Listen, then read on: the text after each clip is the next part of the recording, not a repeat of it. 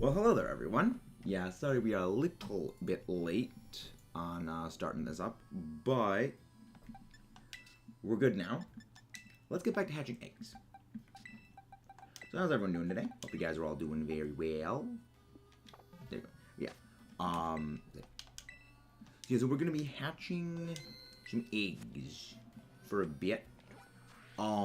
Provided we end up getting one of the shinies we're hunting for today, because amusingly I have both a Clawitzer and a Clauncher outbreak. And I was like, okay, I'll just go to wherever the outbreak is better, and the Clauncher outbreak is just kind of better. The Clawitzer outbreak is partially in the ground, meaning that the spawns kind of get completely screwed up. Whereas with the Clauncher outbreak, they're much more out in the open. So I can actually like hunt them decently and not have the spawns be kind of completely bonked out of existence. Yeah. East Paldean Sea. That's gonna be fun. I hope we can get Clawitzer and Clawitzer today, because we have already gotten one Clauncher. However, we have not gotten a second one yet. Wait. Oh my gosh, wow.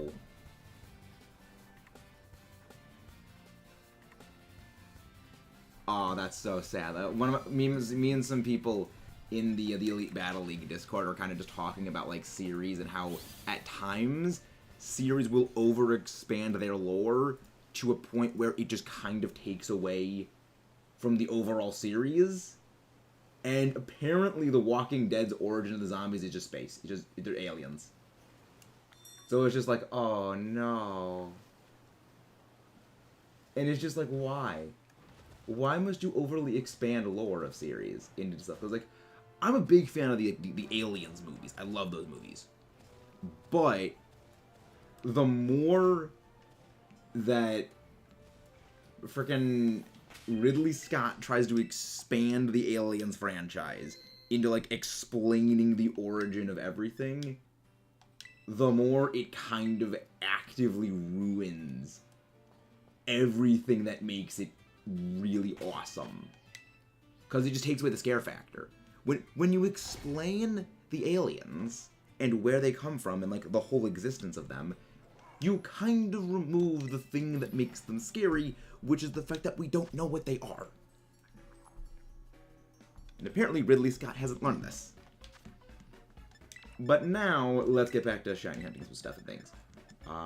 Burger. I'm pretty sure it's cucumbers that are for water, but I just want to doubly, triply check to make sure. Yep, cucumber. And yeah, I'm extremely well stocked on Urban Mystica. Those raids with Andreas really did a number on my Urban Mystica stockpiles to get me up to a decent supply now. So if we can just get the Clauncher today, I think we'll be right as rain. Get it? Right as rain or no water type? Huh? Nah, it's not funny. But yeah, how's everyone today? Hope you guys are all doing well. Yes, we'll go with this here, this there, and there. Because it kind of like speaking about like the Alien series and how kind of like amusing it is. The Metroid series was kind of like founded on a lot of references and homages to the Aliens franchise.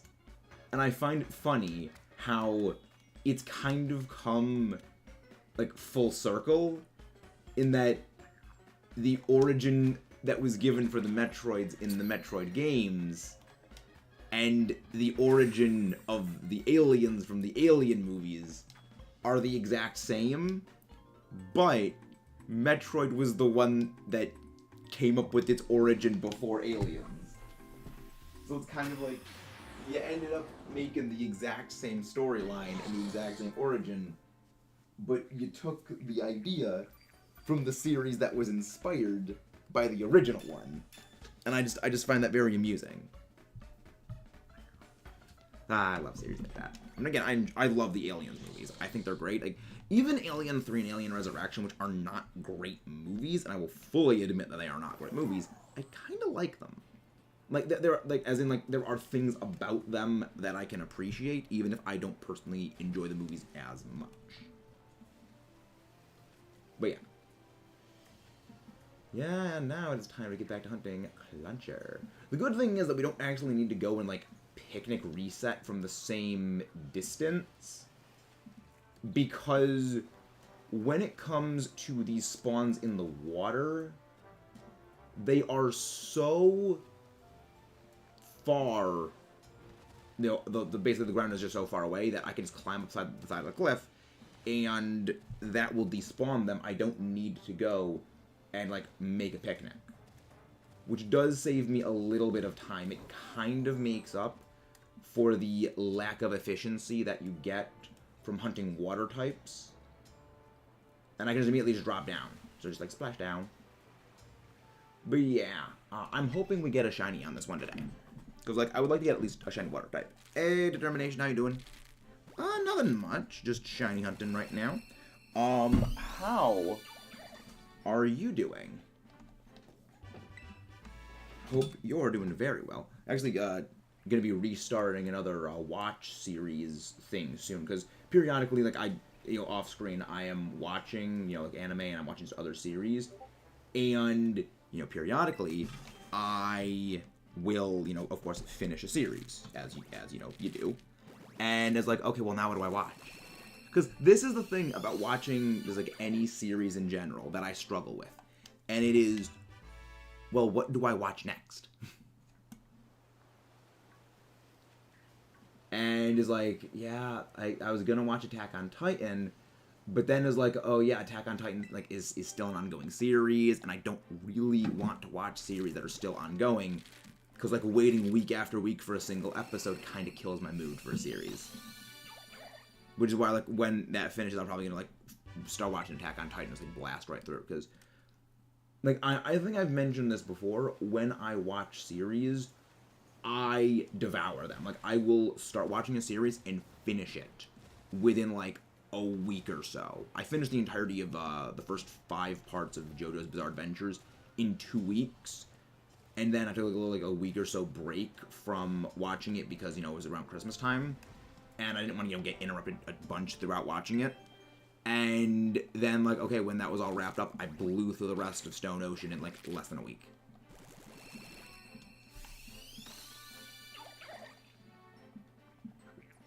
I devour watching series. Which is why I'm like, okay, well, what am I gonna go do now? Like, am I gonna, like, go rewatch Naruto again, or, like, JoJo's Bizarre Adventures again, or something? It's like, I don't know. I have a hard time deciding on what to go watch. Because there's just so many great series. Freaking, I guess the Froakie egg hatching in the water would make sense, because, like, it's a frog. It's a froggle. They live in water. Froakie. Froakie, Froakie. Over again. You get well soon, Hannah. I got it once. And I am glad I only got it once. Because that was when I was coming back from the flight from visiting my dad. So it was like, it was kind of like a good timing, I guess, in a way, when I got it. Purely down to, well, like, the channel was already kind of screwed from, like, the time I was away. So it would take a while to recover anyway. And then if during the middle of that I had to, like, take another break because of COVID, then the channel would have still suffered even worse. So what happening back to back was like, okay, it was the least damage that was dealt to the channel. So, like, that was at least good. Good in the sense of, getting sick with COVID can be, but hey, sometimes you can't choose these things. I'll just release these off screen. Because when I'm running on an Urban Mystica sandwich, I don't want to be releasing mid-thing. No, not 7-0. Here we go. But yeah, I'm hoping we get our shiny Clauncher today. Because I would just like to be finished with most of these water hunts. Because I have to say, the water hunts are probably my least favorite ones to do. I don't mind Masuda hunting, because like when I'm doing Masuda hunts, I can, do other stuff in the meantime. Yeah, I can do like other hunts in the meantime, and I can just look for other stuff in the overworld. Also, you look a little weird, but I don't think you're shiny. Yeah, I wasn't shiny. I could just do other stuff in the meantime. But when it comes to like the water hunts, you need to very deliberately reset everything. Hello, welcome in, George. How are you doing? Hope you're doing well. And again, guys, please don't forget to leave a like and subscribe if you haven't done so. If we get to 2K by the end of February, we're going to be doing a Shiny Authentic Dynasty hunt. And if we get to 3K by May 12th, we're going to do an all-day Tears of the Kingdom stream. Which I know you guys are going to love, because that's going to be the release day of Breath of the Wild's sequel, Tears of the Kingdom. That's going to be fun. Where's the freaking... Oh, right, that's why the light's freaking out. Okay. That should fix it. The lighting in the room is kind of, like, freaking out a bit at times. I kind of need to get... I'm like, the webcam works. It's just kind of, at times, it doesn't like to work as well. But yeah, it's... No, here, go down. There you go. Ah, crap. Yeah, it's going pretty good. I'm not sure how long today is going to be. I think we're going to probably go for like another like big push stream today. Because I would very much like to get things done. But I also would like, I like to hatch a bunch of eggs too. So like it's a win-win scenario for that. Because I don't think by the end of today we're not going to hit odds on Greninja today. I don't have that many eggs to hit odds, but I know that we'll get close. We'll hit like something in the 400s today if we like work really aggressively and hatch a whole lot of the eggs. But also I'm not 100% sure if that'll actually like get us to 400 because that's going to be a lot. We've been hatching... I mean, I guess if we find the Clauncher relatively quickly, and then if we get the Clauncher relatively quickly, and we can focus on just like running around hatching eggs and doing terror raids, we might hatch the rest of my egg supply I have today. Though it is times like this that I really feel the game not counting the steps climbing up the cliff when it comes to hatching eggs, because yeah, they don't count. I don't like that, but I get the reason why it doesn't count them. I'm doing very well, Kayla. Very, very well. Yeah, no, it's not shiny. I was like, wait, that looks a little different, but no, it's just the lighting of the overworld. But yeah, I get why it is the steps when climbing don't count, because you aren't able to open your menu when you're on the cliff, and if, like, eggs were hatching middle of that, it would kind of screw with things. Because the same with flying. If you're flying, those don't count for steps either. That's one of the reasons why like, I don't glide when it comes to coming down here. I just drop. Because I'm not getting the steps anyway, I might as well go down the fastest way possible.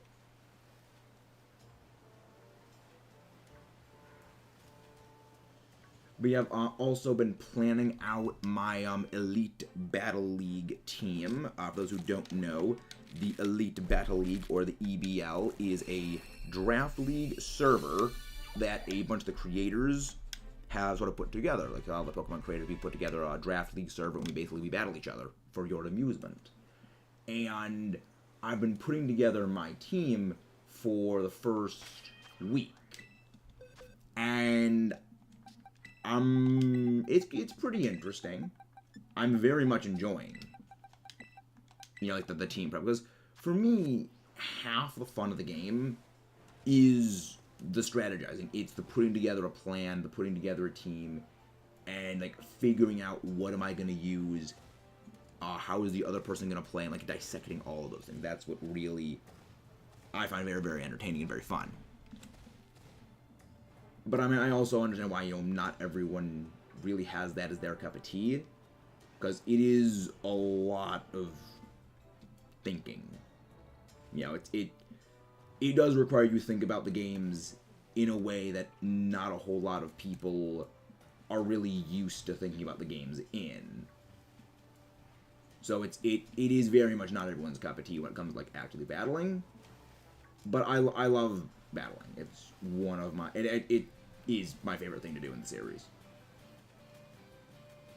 Nope, no shinies. Alright, and let's climb back. Climb back up.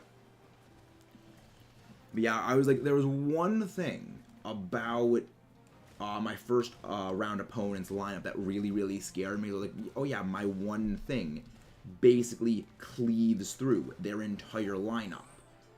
Except for this one thing that would hard shut that all down. And then I realized, wait, this other thing that I picked has this ability. And this one ability shuts everything that this thing can do down. So I was like, new play. This is gonna be fun. But yes, like, I love the EBL. I mean, I haven't done it before, but I've watched a lot of, like, the guys' replays of their previous seasons, because they always post, like, their battle videos. It's just what they do. And it's just really fun watching them. I was like, this is gonna be fun actually participating. Because this is one of the things that whenever I watch battle videos, first time I watch, I cover, like, the part of the screen where, like, it shows them selecting their moves, and I watch without listening to the commentary. So, like, okay, in this situation, I would do this, you know, like, kind of like for both sides, to say, like, okay, I don't know what either of these lineups have. This is what I would pick informed in this scenario. And I basically just do that, like, for both sides, and then I watch it through, like, with the commentary, seeing, okay, is what I was thinking of happening, did it happen, did they have the thing built the way I thought it was going to be? And it's an interesting way of, like, watching stuff, but also, like, I have, you know, at this point, years of competitive experience when it comes to battling, which I can kind of pull from. Let me actually make a poll. Oh, yeah, egg is hatching because we can actually, like, run on this thing. So we'll actually, like, do this mid-this, so...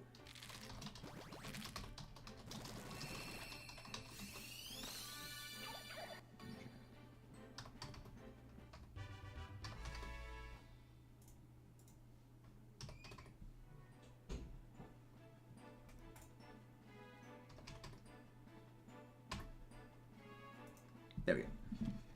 New poll. Poll just got put up. But yeah, important to remember for the poll, every single one of our Masuda Shiny hunts, they have all been under odds when it's come to Scarlet and Violet. The closest we got to going over odds, or actually hitting odds. How the frick did that count? We were nowhere near that Earthworm. Okay. It's fine. But yeah, I'd like to know what you guys think for, like, how long these the odds are gonna be. So I think it's gonna be.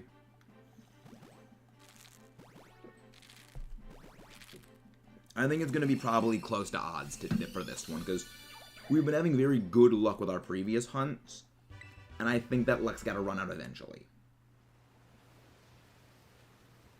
But you never know. The game could always take pity on us. Because again, I will forever point to that Carcadet hunt that I did off screen. 10 sandwiches before I got my first shiny. That is by far my worst hunt. That is by far my worst shiny hunt I've ever had. And that is even including the 5 times over odds Dynamax Adventure Ho-Oh, which we still have yet to get. And speaking of that, actually, I've been thinking about really how to, I guess the best way of saying it is address the shiny Ho-Oh hunt. And that is, I think what we're going to do is we're really just going to be doing, like, streams in the Discord server of me, like, doing Dynamax Adventures with you guys. Or just me doing it solo. Because the one issue that we're kind of running into with Sword and Shield is, as much as I enjoy playing it, and as much as I know, like, you guys love joining in the Dynamax Adventures, we're not really getting that many people who are joining in. And if we don't have a full lobby of either 3 or 4, 3 or 4 people, so like me and either 2 other players or me and 3 other players, it's actually faster if we just run a solo with animations off because of the connection times. And I really don't like doing that. Because I like getting you guys involved with them. So I'm thinking I might honestly just stream them on the server solo. But I'm still kind of working out all the little things when it comes to that. Okay, let's go over here. I think it might actually be faster if I just go over here and don't climb up the cliff every time. Because, I mean, I'm still getting in distance on the egg then, too. So I am killing, 2 birds with 1 stone. Is I think that's the play, then. Yeah, that is definitely the play. It's just doing this. It's much faster. But then again, it doesn't, like, respawn everything in as quickly. So it still might be better to climb up there just because... But then again, we're still getting other boosted spawns. So, there's an argument for both ends. I think we'll do this for a while, and then we'll go into that. I think we'll go do that. We'll do the back and forth here, and then we'll compare times. It's going pretty well, Dragonclaw. How's yours going? Hope it's going very, very well. Just planning out some EBL team stuff, and it's going quite well. I think I have a good lineup for my first round battle. And this is all going to be stuff on the channel. The Elite Battle League are videos that will be posted, because both of us record our videos and we post our battles. So, that's going to be fun. I think you guys are going to love it. Yeah. But yeah, I'm looking forward to the EBL. They actually, the EBL actually is going to be starting this month. So, shouldn't be too long before we start doing those battles. And you can start viewing the fighting. The battle time is now. Polishing wood. Ah, nice. Sounds interesting, I guess, to say the least.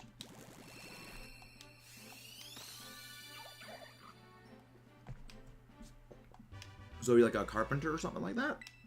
Interesting.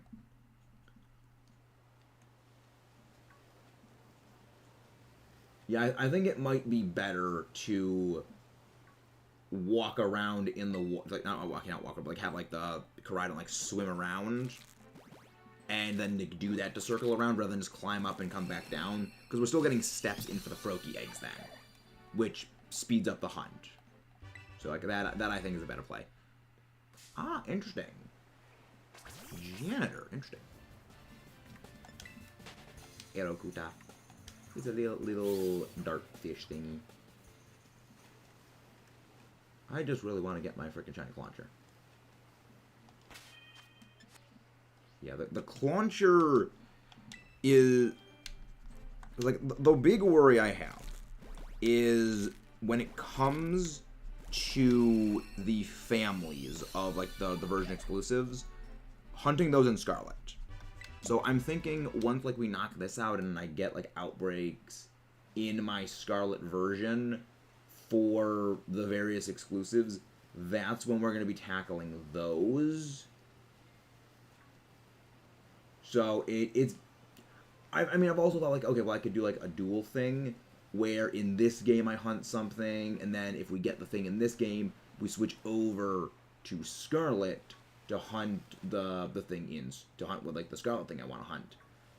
But the issue with that is I couldn't hunt the Froakie eggs. Because I need to get the Froakie in, I need to get the Froakie in the other game first, because I didn't actually get Greninja in that game. And I also need to get another Masuda Ditto and bring that over into my Scarlet version. Which, yeah, not really sure how well that would work out for us. Like, it'll be easier once Home comes out, because I can just swap the same Masuda Ditto back and forth between both versions. But until Home comes out, which Home's going to come out in about a month and a half. Because they said it's going to be spring 2023. And now, granted, they could also mean, like, yeah, it's going to be, like, the start of March. But when they say spring 2023, I'm assuming they're going to mean when spring actually starts, which is going to be in, like, mid-late March. So, when that happens, I think we'll be good. Hey, Greninja Plays, how you doing? Hope you're doing well. We're shiny hunting you at the moment. 5. And yeah, I caught my Greninja in a Beast Ball. I've decided to hunt, like, I've decided that, like, for the starters, I'm going to be catching them in, like, the special Pokeballs. Mostly because, like, when else am I going to get to catch these things? Might as well get them in the special ones. Hey, Foxy. Oh, welcome in, Greninja. How are you doing? Thank you very much for coming in. If you enjoy what you see, please don't forget to leave a like and subscribe, but welcome in. Always a pleasure to see new people. Also, is everyone getting the thumbnail to come through correctly? Because I posted the link in the Discord and, like, also in, like, other Discords, and the thumbnail came up as, like, the generic, no preloaded thumbnail, which was weird. So I'm wondering if you guys saw, like, it display the thumbnail correctly. Because sometimes YouTube likes to screw up.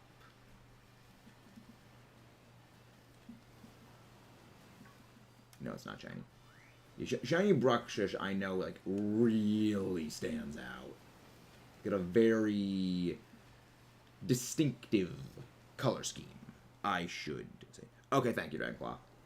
Because, like, when I posted the link in the Discord, it was like, it came up with, like, my generic, no loaded thumbnail thing.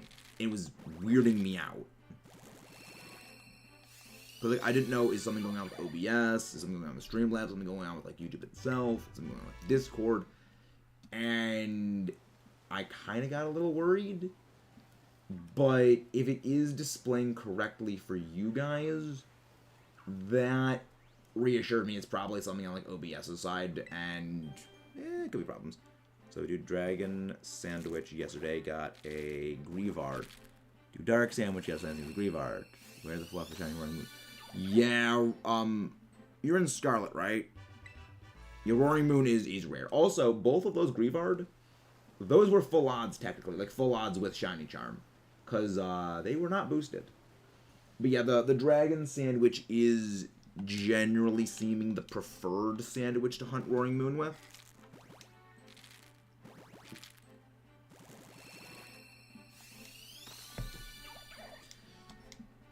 Because, like, I've heard, like, Newfie's horror stories of 23 phases on Roaring Moon before they got the shiny Roaring Moon. So they found 23 other shinies before they found their Roaring Moon. Oh, nice! One of the Greavards is marked. Delightful. Love Greavard. Yeah, we got our shiny Greavard, our first one, when we were just stumbling around hatching eggs. And I am super happy because I was really dreading that shiny hunt. But we got one of them. We still need another one because we're going for a living shiny dex. I actually need to tally up, like, how many shinies I actually have of things, so I can, like, start getting a counter or something, like, made for the living shiny dex. Because I know at this point we are probably into the 200 at least. At minimum, probably, like, 170. But maybe optimistically into the 200s. Yeah, optimistically that far. Yeah, maybe not that far. I mean, then again, I did do a decent amount of shiny hunting for other stuff, so I do have. I have a bunch of shiny hunting and other stuff, so I guess maybe.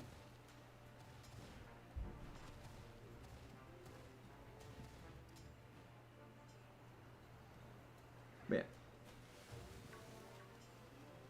yeah. But also, guys, thank you for tuning in. If you guys haven't, done so already, please don't forget to leave a like and subscribe. And let us know how your day's been going.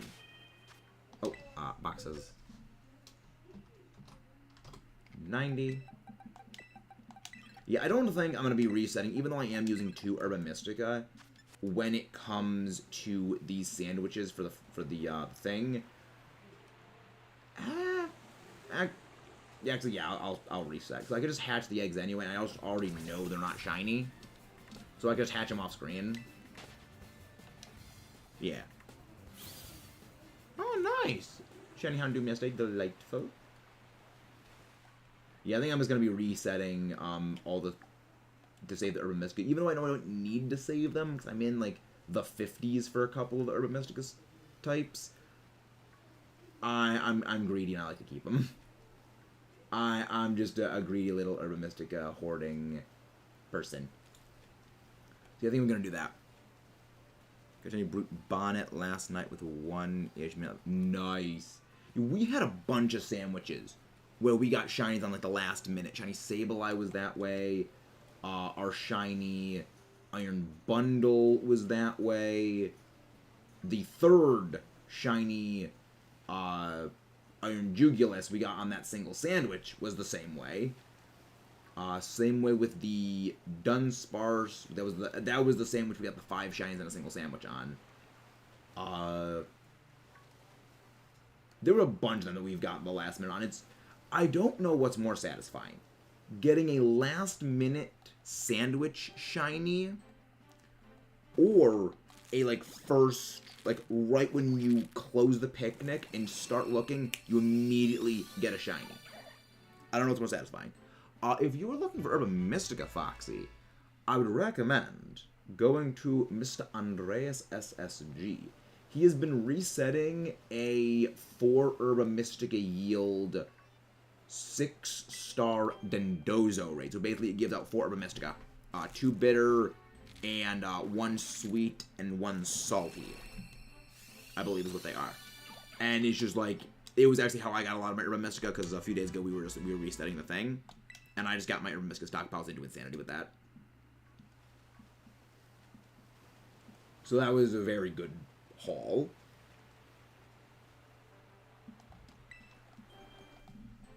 Yeah, I would recommend doing that, lady, because it's very, very helpful. It's very helpful. Yeah. Because getting Urban Mystica to shiny hunt stuff is annoying, but having friends that can help you get Urban Mystica is not annoying, because what we're here for.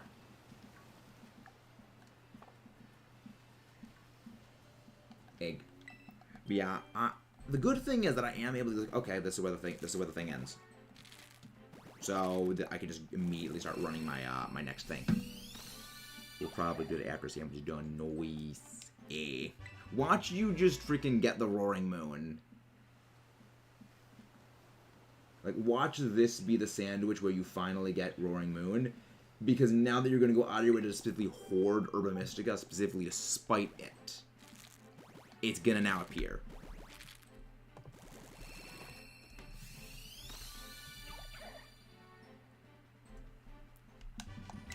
Love it. Yes, spite Roaring Moon. I love Roaring Moon. It is by far my favorite Paradox Pokemon. And it's just fun to use. It's so freaking aggro. Because one of my friends last night... Wait, is that... No, it's not the shiny. Because one of my friends last night finally beat Area 0. And it was and I just DM'd them. the stat line of I just DM'd them Roaring Moon's stat line just to picture what it looked like. And they, like, freaked out. Like, that is insane. Because, yeah, Roaring Moon's stat line is bonkers. But we also love it.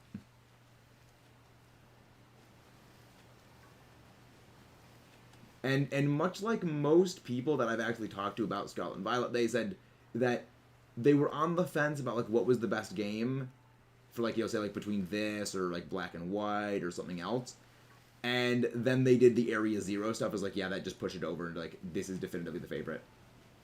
It is the same reaction every time, and I love it. Been trying to hunt teeny fungus discovered sandwiches that replace encounter with teeny human power based on a few. Interesting. Yeah, I don't really go for the tiny or the big ones because I'm just looking for a shiny. Because when it comes, I mean, especially for something that's like really, really small or like really, really large, when it comes to the size, being able to detect on the overworld whether a Pokemon is there or not and if it's shiny is like a huge worry. Because back when we were first hunting the Clauncher family, I almost mistook the shiny Clauncher for being a Magikarp. So I almost failed a shiny Clauncher because it was so small it was hard to spot.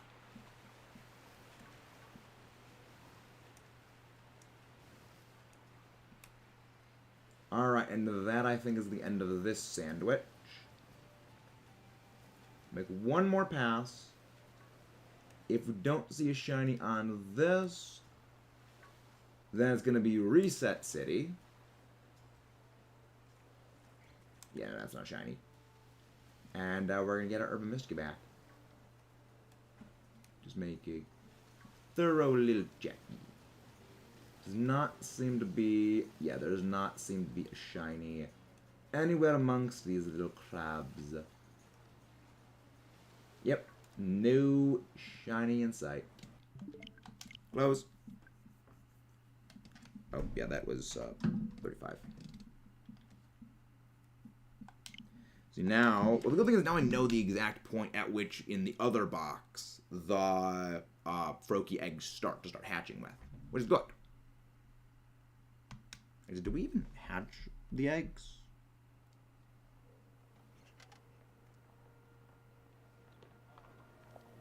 Oh yeah, definitely. We were walking around for a while after that, and yeah, I didn't go and I didn't change out the eggs.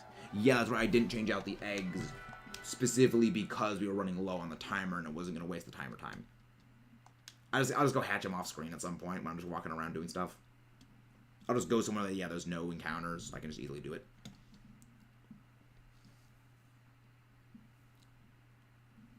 Come on, game. Load up, load up. I'll go over here. Boxes. Yeah, so this, which means this one is the one we just did, which means that we're starting on this one. There the game. As always, delightful to save before to conserve our Urban Mystica stockpiles. Really? Where the frick is the other people? Oh, right. I know why. That's the message it displays when you are right near a Goldengo. The coding for preventing you from making a sandwich near Goldengo is the same as when, like, there's other just NPCs nearby. It's a weird prevention feature, but it kind of makes sense. It's annoying, but it does make sense. Hamburger. But yeah, like, this is the Urban Mystica stockpile I got just doing the raids with Andreas. It's kind of insane.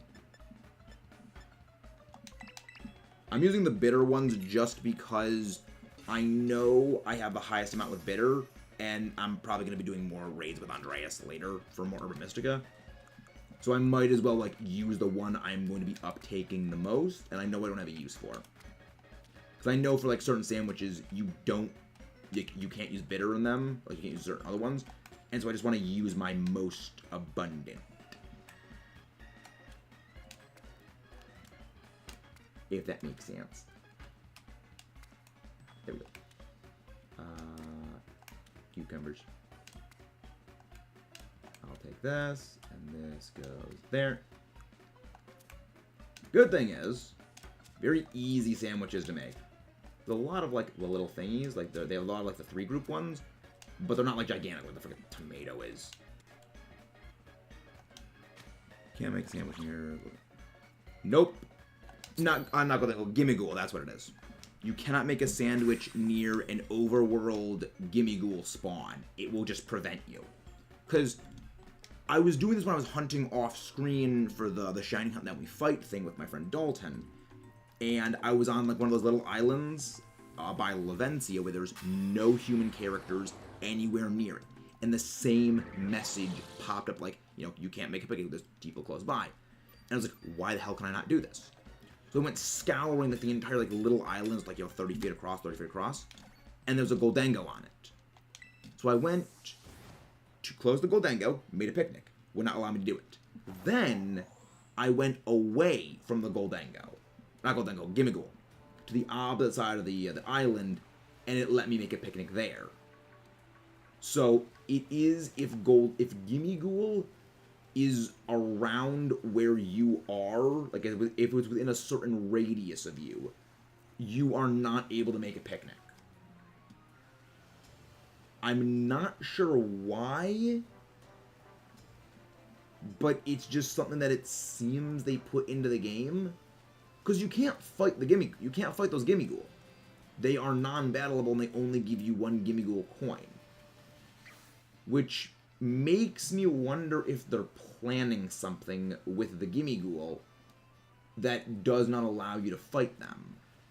You know, maybe they're going to add in something later on where they have, like, expanded functionality, or maybe it's just, like, to prevent impossible to get shiny Gimme Ghoul from spawning in? I really have no clue why. But it just seems that it's something they put in to just prevent you. Because there are a few weird things about coding some of the spawns, some of which do make sense, like how static spawn Pokemon. So like the Bellybolt inside of Tagtree Forest, that is a static spawn. It will always appear in the same spot. You cannot picnic reset shiny hunt it, even if you have the shiny charm, even if you have like Sparkle Power sandwiches running, that thing will always stay 1 in 4,096 encounter odds. It does not matter if you have any sort of shiny boosting stuff applied, it will always be those odds. Because they're coded just a little bit differently. Because they have to specifically spawn there, their like data table needs to be programmed differently to force them to appear there. And I think it might be similar for the Gimme Ghoul, because the Gimme Ghoul aren't like the static items just on the ground. You have to interact with them in a little bit different ways. They have to program probably a little differently. So it probably treats it like an automatically lost battle. So because an automatically lost battle, it can't like appear as a shiny, but it's still very, very weird. Which makes me really wonder, what does the coding for that look like?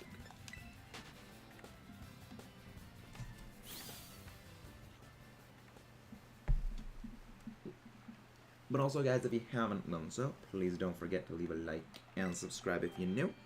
But how's everyone doing tonight? Well, not tonight, today, middle of the day, I guess. Yeah, you cannot make a sandwich near a Gimme Ghoul. It's very weird. But yeah, it's gonna be interesting seeing how they release Shiny Goldengo and the Shiny Gimme Ghoul and Shiny Goldengo. I am expecting Go. That is presently, that is what I'm thinking they're gonna do with it, because that's what they did with Melmetal. It was only got over Shiny. Oh, did you hear about Arvin being able to use Shiny Pokemon during Hypnos? I actually didn't know about that, and that's amazing. It reminds me of how, back in Gen 3, Wally could actually encounter a shiny Ralts. And that Ralts was completely independent of like any later fights, because if you fight him later, if you have Wally find a shiny Ralts, he will catch it, but he will never use a shiny Ralts in battle in any of his his later fights, because it's just programmed differently.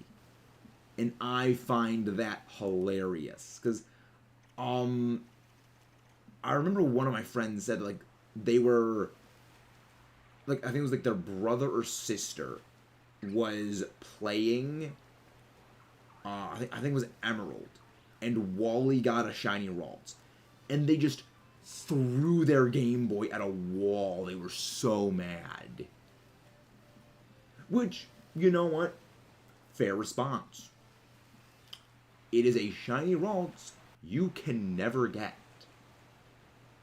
because it's in a catch tutorial, and Wally gets it, and you don't even get the satisfaction of being able to fight Wally later and beat his shiny Ralts. So I was like, yeah, I can, might be a little bit of an overreaction, but it's somewhat understandable.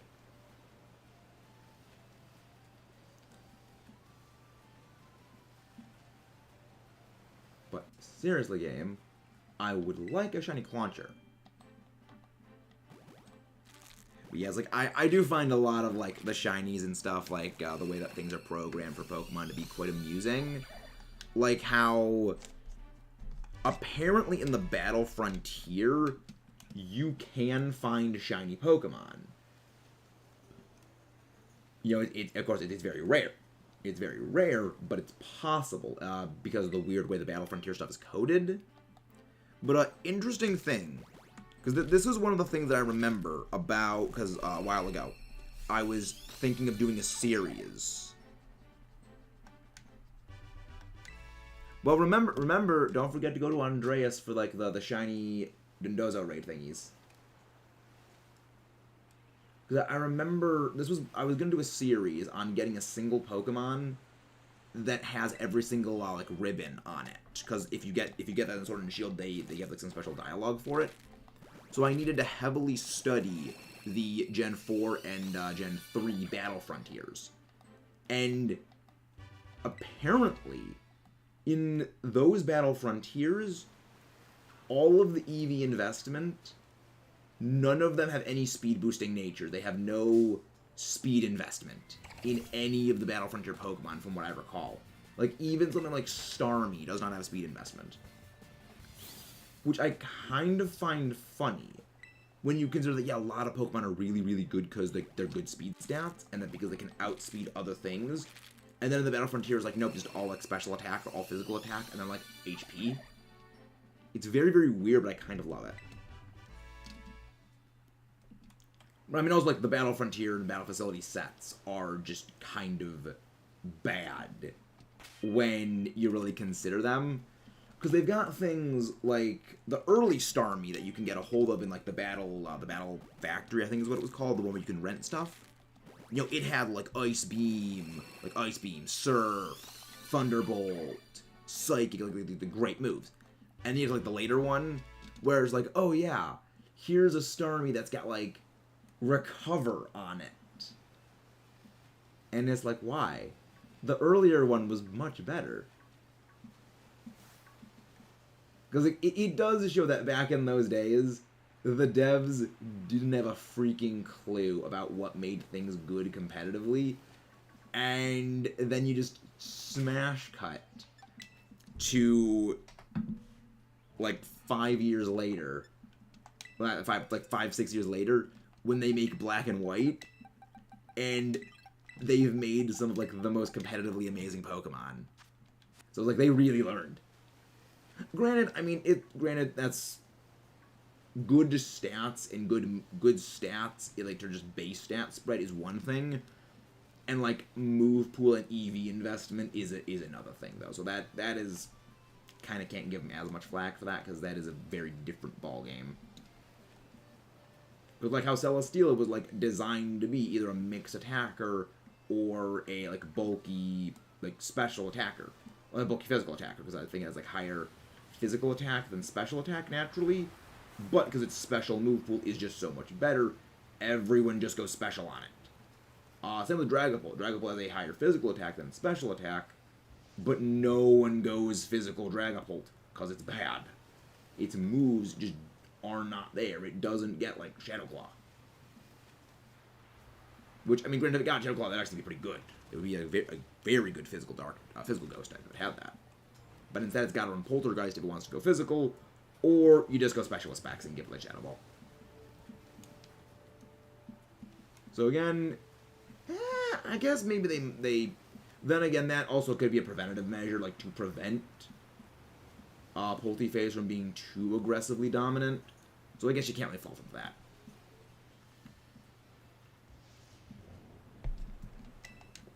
Which again, them doing that as a mercy, I think was good. Like when they removed like knockoff from everything in existence.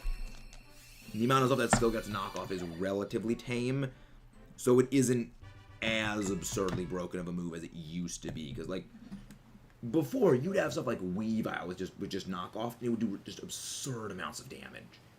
Even like resists, it would still do much more damage than you'd be comfortable with a resist eating.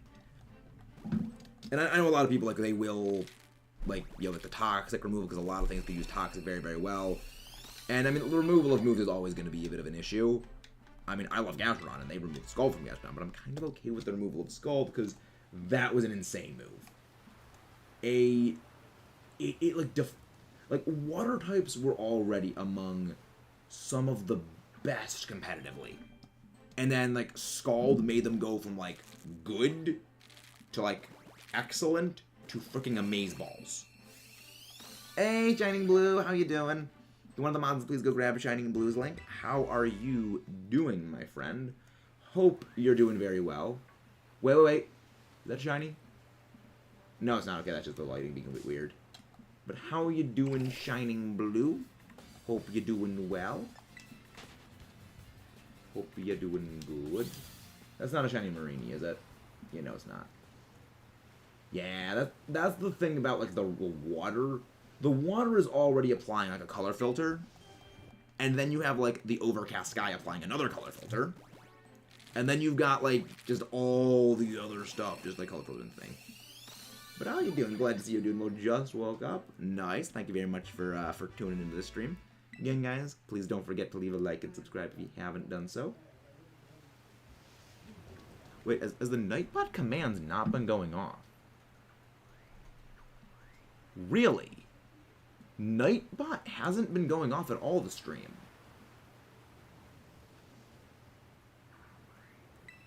Interesting. I just realized that. I don't think I've seen any Nightbot commands so far. Nightbot. Let me check that. Nightbot servers. Yes, let me check. Like, is Nightbot, like, still on? Weird. Like, I'm not seeing any of the Nightbot commands going off. How are you doing, Toxic? Hope you're doing well. Hope you're doing good. Should be good team. I have no idea what the Jungle Book even is, so I would not be able to offer input.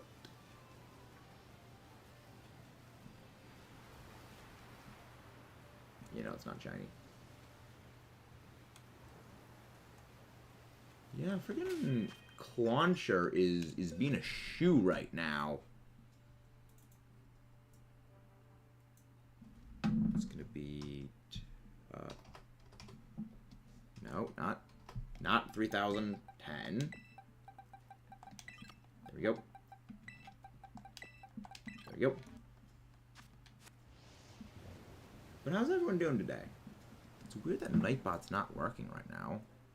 Unless, like, my timers are all disabled for some reason. Really? Interesting. Interesting. Everything seems to be working on Nightbot, but it doesn't seem to want to be displaying things. Very strange. I never watched any of the classic Disney stuff. I have never seen them. They were never my particular cup of tea as far as like movies went. We've not found anything yet. Game is being a shoe in terms of giving us shinies. But I'm hoping we get, you know, something soon. Because I just want my Clauncher hunt to be done. I am not fond of these water hunts. And anything that gets them over with quicker, I'm happy with. But I have a feeling it's not going to be a while until we get the shiny. Because game wants to shoe. But hey. Game is being game. Again, guys, please don't forget to leave a like and subscribe if you haven't done so. It seems that Nightbot is down at the moment. So notifications and stuff are not going to be going up. Unfortunately. It's weird that it's not. Okay, why is it? It seems to be just me where I mean, the only thing I can think of is that Nightbot is not working because I have multiple streams in advance scheduled. Maybe that's what it is. Now that I think about it, it could be that. I have a couple of streams scheduled for like the next couple of weeks. I'm wondering if because I have those scheduled and privated, it's making Nightbot in other things act a bit wonky because everything is like synced up. So let me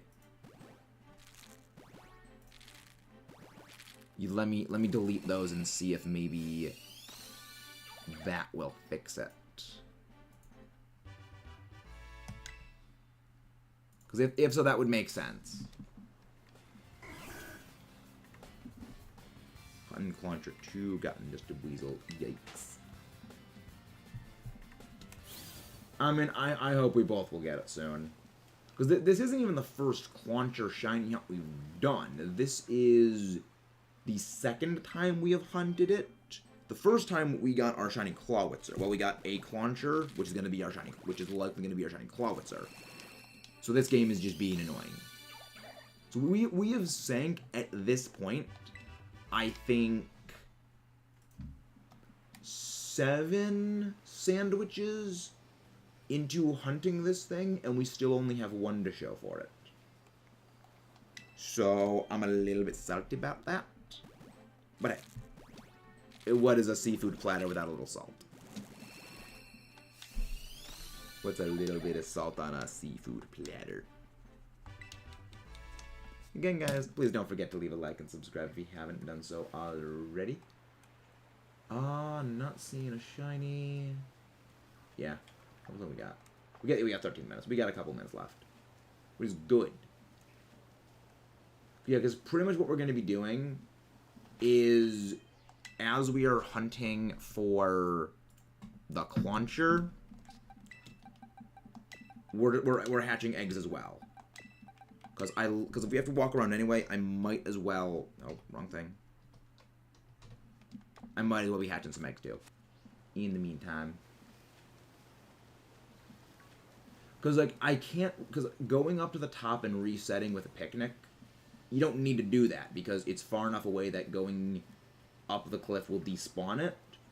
So, I might as well just run in circles around here to enter in and out of the affected outbreak area, because that gives me distance on the eggs anyway. So it's just better to go in circles here. That way I can still work on hunting eggs.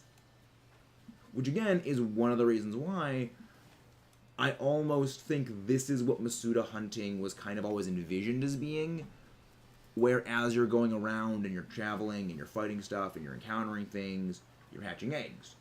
It's just because everything you couldn't see the shinies in the overworld, it made it less practical. But now that you can see shinies in the overworld, it actually makes Masuda hunting, while, hunting other things, actually a viable option now. I don't think the water hunting is annoying. I think it's just we're so much more used to the land hunting. Because the other thing is that when you're hunting in the water, your movement speed is slowed down. You do move slightly slower in the water.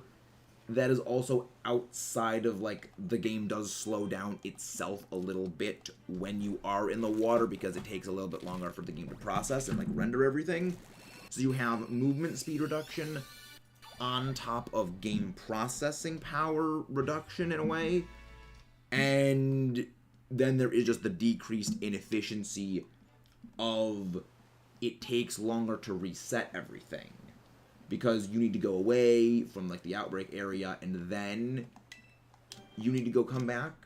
Whereas when it comes to, say, like, hunting on the ground, you just picnic. Okay, nothing there. Picnic. Nothing there. Picnic. And just do that, like, reset that one. Hello, Robbie A. How are you doing? Welcome in. Good morning, evening, or afternoon, night, depending on where you are. Not seeing a cluncher. Yeah. But one swimming down is... Yeah, that was annoying, though. The swimming down, especially when it's a shine that barely changes. That is annoying. But, I mean, again, that is kind of what you get when you have an open world game. It's one of those punches you kind of got to deal with. You know, it is... I definitely think they probably should have done something about that preemptively. But I can understand why they probably didn't, because reasons. Let's do, what does shiny Aracuda look like? I think I know what it looks like. Oh, really? That's a very noticeable shiny. Okay, that's a very noticeable shiny then. I thought shiny Aracuda was like very, very unnoticeable right now. I do indeed wish you luck. Freaking Gyarados, you can hack off. I thought it was like a lot like Barraskewda, where it barely changes. Actually, it's not like a massive change on Aracuda, but like it's fairly noticeable. That is a fairly noticeable change.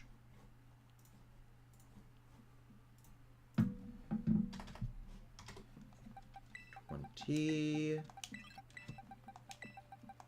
we go.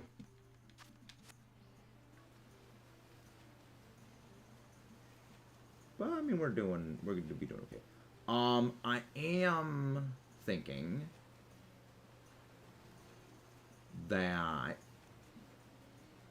Hey, nice! You got the shiny Clauncher toxic. I mean, I'm glad at least one of us got our shiny Clauncher today. I'm glad at least one of us did. Oh, it's a love disc. Like, what was that? No, it's just a live disc. It's just a lame little live disc. I don't like having to jump out of the water, because when you're in the air, those are not steps that are counted towards hatching eggs. And I like to maximize my time efficiency when it comes to hatching eggs. But when it comes to freaking things like the Veluza fish or stuff that's just trying to attack you, it is best to jump because you waste less time. It's just more effective to do it that way. Oh, it's a Magikarp, that's what it is. I almost mistook the first shiny Clauncher we got a couple of weeks ago as a Magikarp when we saw it. So I almost missed it. But I didn't. I looked again and wait, no, that's a Clauncher.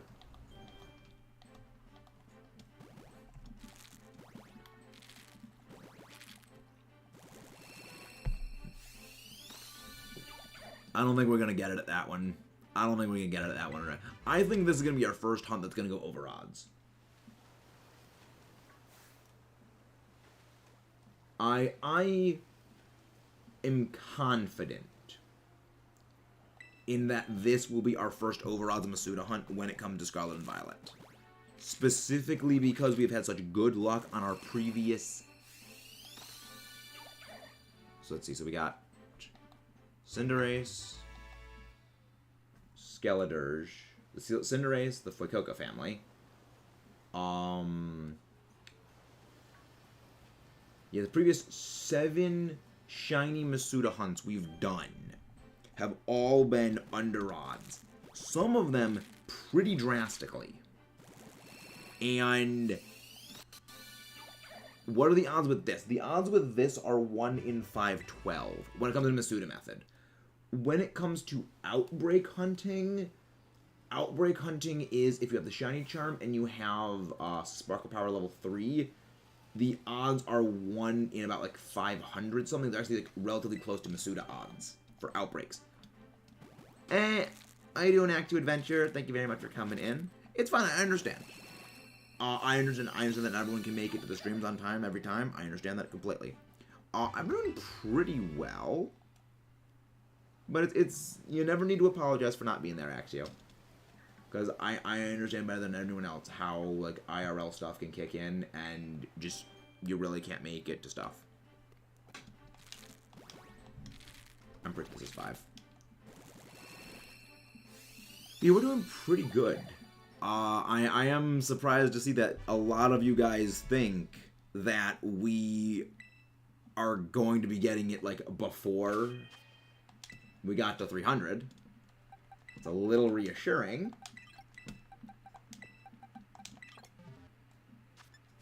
But also a little saddening that we didn't get it there. Again, I still think we're going to be over odds for this one. I mean, I go the way of the math. I go with what the math points out to be most probable. And given our insane luck we have had lately, I don't realistically see us getting another Masuda hunt under odds. But hey, hopefully we get it. Like, there's always hope. But again, after Shiny Ho-Oh's like whole fiasco, we still haven't gotten the Shiny Ho-Oh. The fiasco is still fiascoizing. Also fracas, which is also a fun word.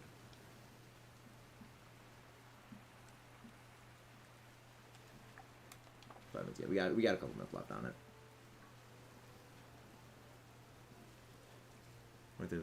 I mean, I'm hoping it's that low. Because if we get a low number for the eggs hatched, we can start working on our next hunt for the Greninja family, because we need to get the entire Greninja family. Okay, but yes, we do have the Shiny Charm. Yeah, I understand how I understand that you hate being the guy on that, but I mean everyone pretty much asks it once a stream asks you, so I can understand that completely. But yeah, I mean like the freaking Ho-Oh in Sword and Shield has been a pain in the butt. I really hope I never deal with another shiny hunt like that one again. Because it's been over a year on that hunt, and still nothing. But yeah.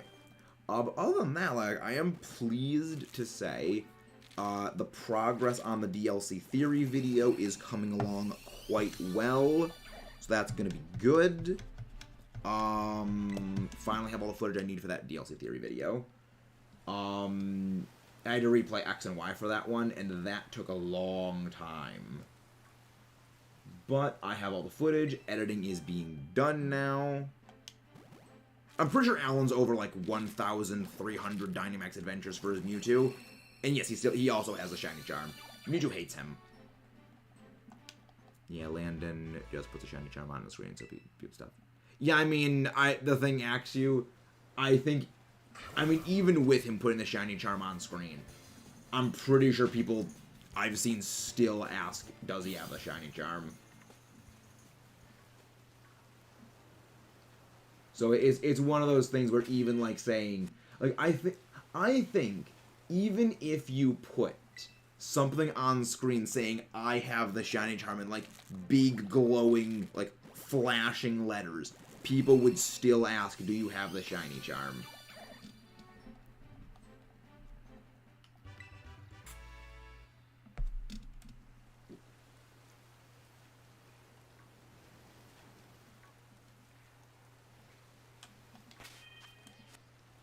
Like, it reminds me of one of the Runaway Guys videos where they say like, yo, put it like in like spinning letters, like put it blinking, spin it around, make it like flash. Like I forget the whole like fiasco that like John had Chugga do to edit it.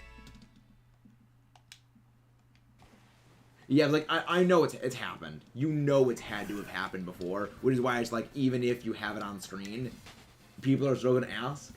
So I might as well not even ask. I might as well not even put it on the screen, because it's just like, it's going to happen anyway. It is the natural order of things. No, wrong thing. Wrong button.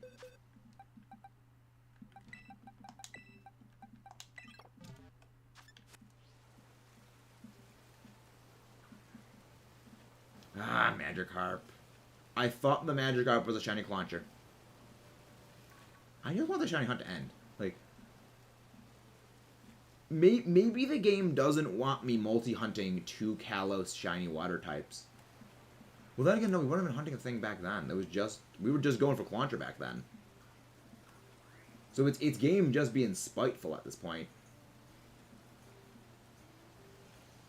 Man, I have a question for you. Pokemon Home comes out. Are you going to bring me? Yes. When Home comes out, I am going to be bringing my old shinies into this game.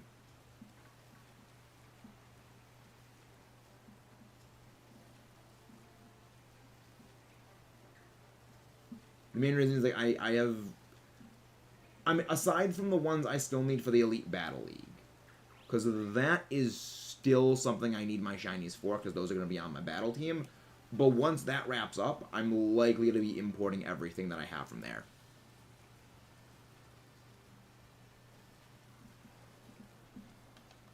Naturally assume people who have shiny charm unless stated otherwise.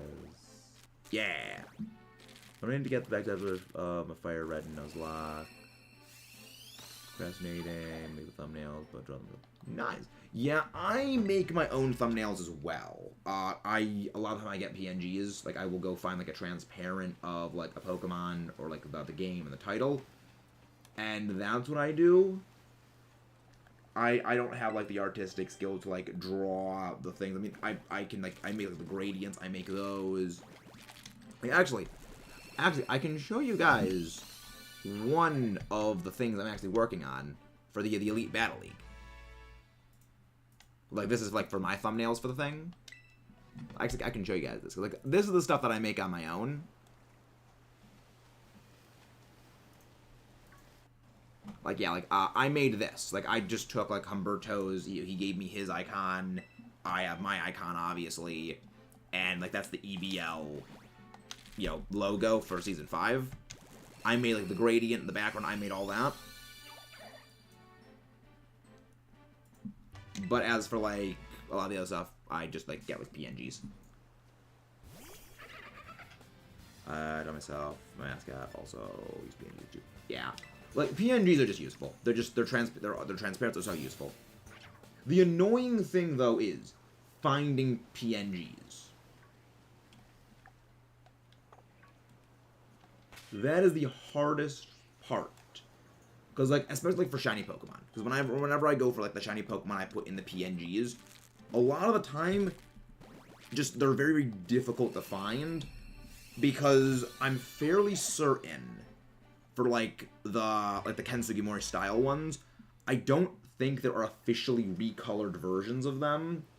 So the recolors that have the transparent shinies are things that people had to manually make for other people to use, with things like, you know, a lot of, like, in-depth paint things.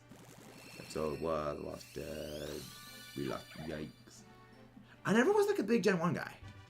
Like, Beedrill was never, like, one of those, like, big ones for me, because, I mean, I never was a Gen 1 guy.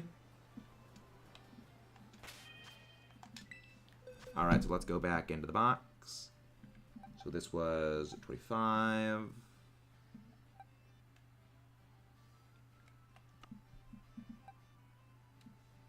Wait, what? So is this 35 on? We're on now?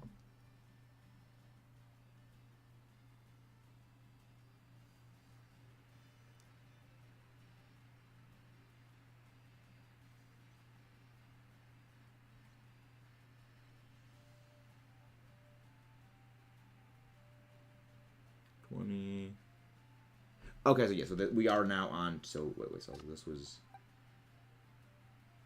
300, 305, 310, 315, 325, no, 320, 325, 330, 335. Okay, so this is 335 then. Alright. No shinies in that entire thing. So we are restarting. I gotta get my Herba Mysticas. I love my Herba Mysticas. I gotta keep them. There we go. They drop soft joke out the other guy kill you with a mask out. Violence is never the answer. No, no, it is. It is. There's times it is. There's times it is the answer. I mean, that's what Pokemon Competitive Battles taught me. I mean, that's what Generation 6 Megas were. Literally fight everything with the biggest, most aggressive thing you can get. So, like, mood. Say it again. Boxes. How many herbs do you have after? A lot. You will see, like, right now, when we go to, like, start up the sandwiches, how many I still have. I have a crap ton of them. But the thing is, I'm still greedy because I want to save them.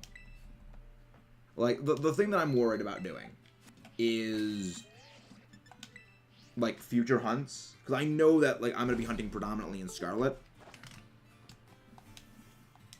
And I need to, like, save a lot of my Herba Mystica. Because, I mean, we're mostly through the game.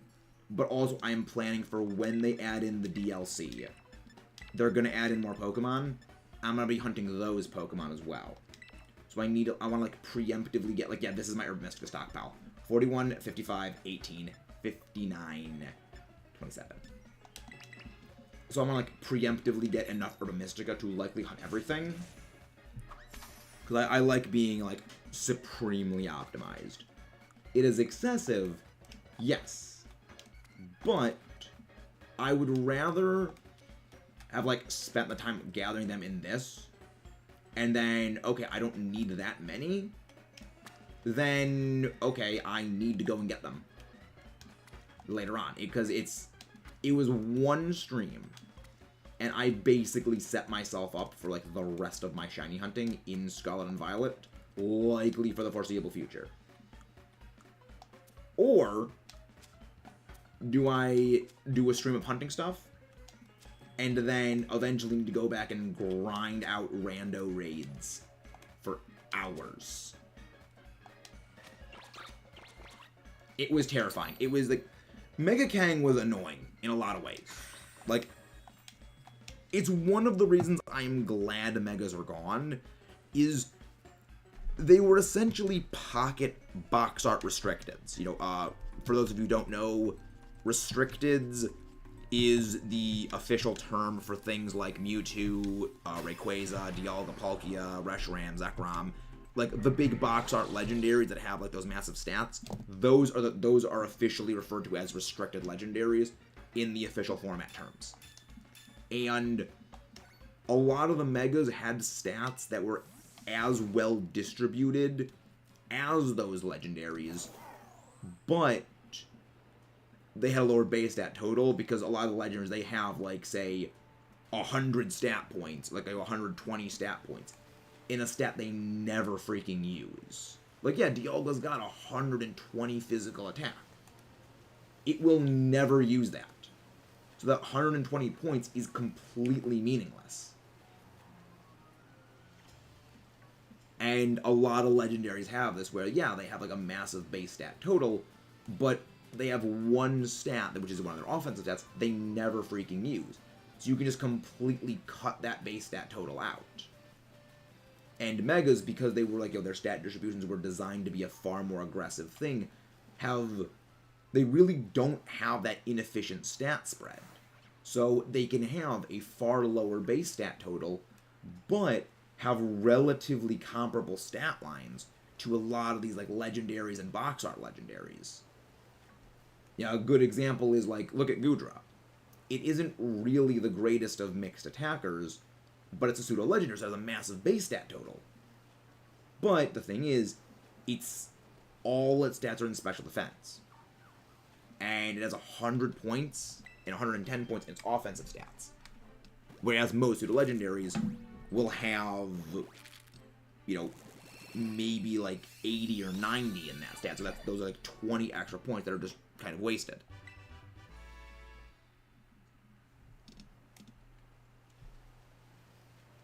And one of the Pokemon that is a pseudo legendary that does also have a very high. There's two of them. There's Komodo and Hydreigon. Like Hydreigon's got a 105 base physical attack, but it never uses it.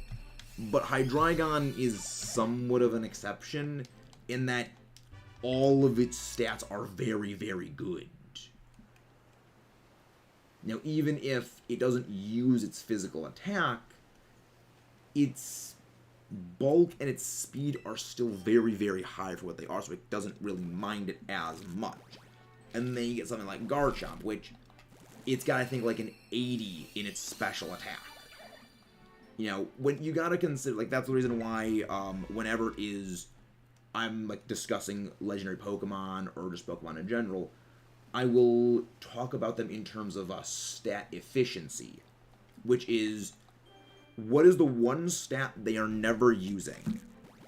Take that away from their base stat. So basically, like, say, Garchomp, it never uses its special attack, so you just, subtract 80 points off of its base stat total. Effectively, it's using 520 of its total stats. But then you got something like, say, like Lucario, which has, I think it's 525 as a BST. You subtract off, because it's only going to be using one of its offenses. You subtract off either 110 or 115 from 525. That either knocks you down to 415 or 410, which is a very low base stat spread. I don't, Gallup. You're not shiny, are you? Yeah, it's not shiny. And, like, that's one of the things that a lot of Pokemon kind of suffer from, is they have, like, a very, very high base stat total, but the way their stats are distributed do not lend themselves to a very good, play.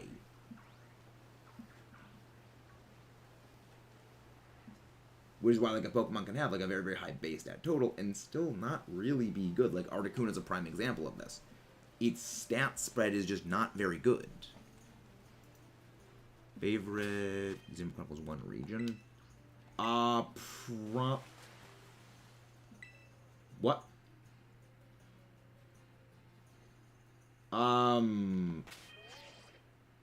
Okay, that was weird. Probably Fallen Arm. If I had to pick one, it would probably be the Fallen Arm.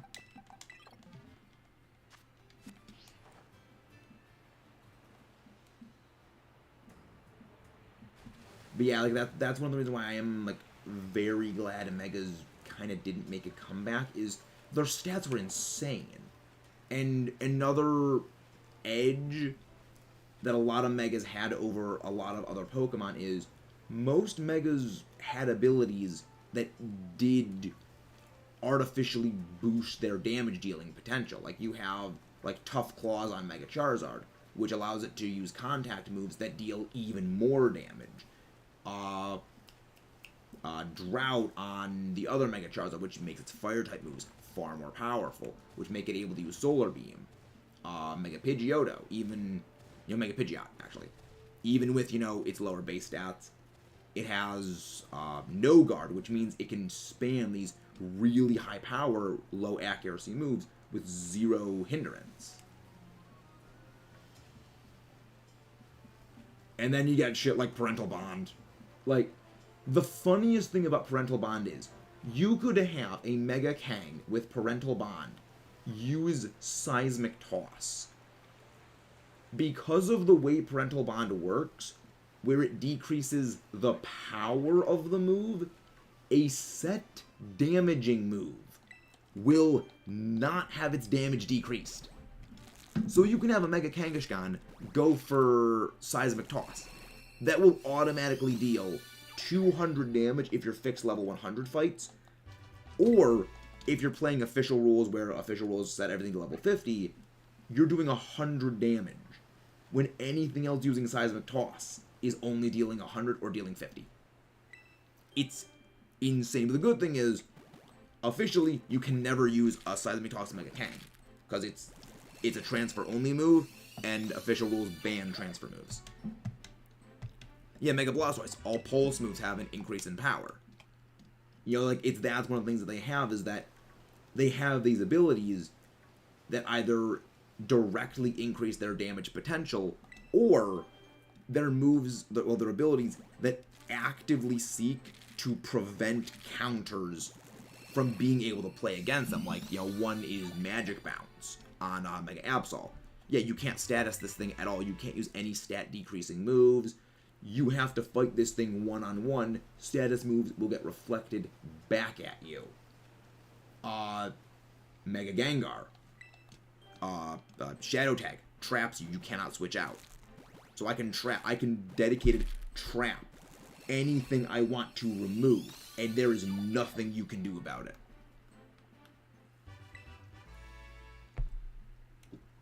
The reason why is official rules in one of the previous VGC metagames.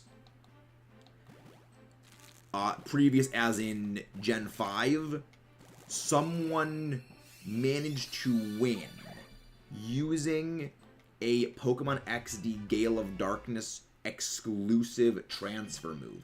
It was Eviolite, Magmar with Follow Me, as well as the event Heatran from Generation 4 that had Eruption was also used. So after that, where those things that were event limited availability moves, you know, basically ran extremely dominant, they banned them because it gives players who have them a massive unfair advantage.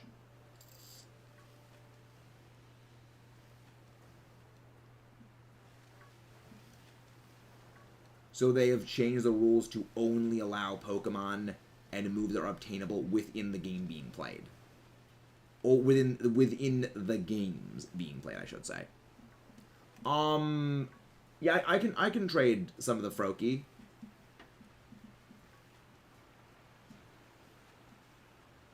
But it's basically they have that move clause because it gives people with access to the older games a massive advantage that some players just simply can't match. I mean, imagine a competition where you go out, you buy this game for, you know, 20, for like, I'll say like, you know, $60, you buy the system, and then some guy comes in and just steamrolls the entire tournament because they spend like $1,000 buying Game Boys, GameCube, you know, like 8 different games that you have to daisy chain Pokemon from Generation 3 up to the modern games with. It essentially turns the games into whoever wins can pretty much just throw money at consoles to get these limited availability moves. Oftentimes these limited availability moves were removed in subsequent games because they were just too strong. You know, it's their way of both, well, balancing the games by removing access of certain moves that were incredibly powerful and centralizing, as well as just not allowing people who could just throw money at, like, the games in order to just basically dominate.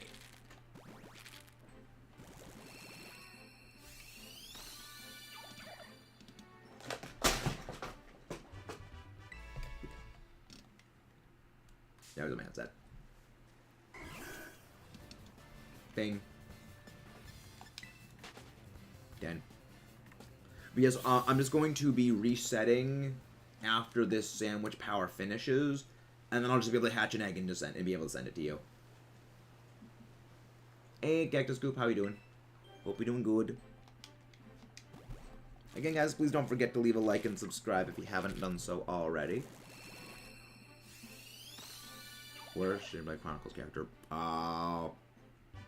7. 7, I would say, is the worst, Caleb.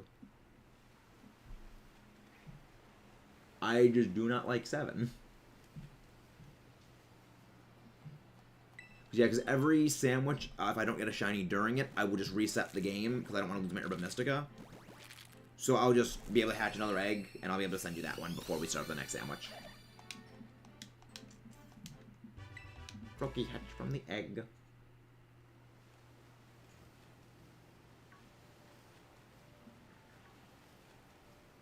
But how's everyone doing today? Hope everyone's doing well. Can't wait to get the shiny Greninja. I mean, I still gotta go for more of them. I still need to hatch my shiny for the Living Dex Frogadier, and then another one for the Living Dex Froakie. So I've still got a bunch to hatch.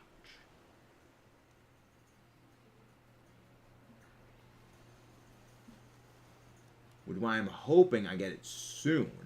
Because the sooner I get it, the sooner I can start on the others. Because then I also need to start on the Charizard.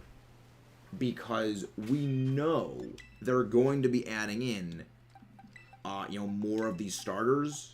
And there's more of these event-exclusive Terra Raid Pokemon. Which means those are also going to be shiny hunted as well.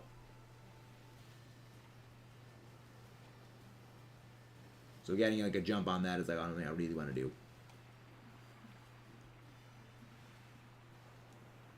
You're not shiny, are you? Here's one check.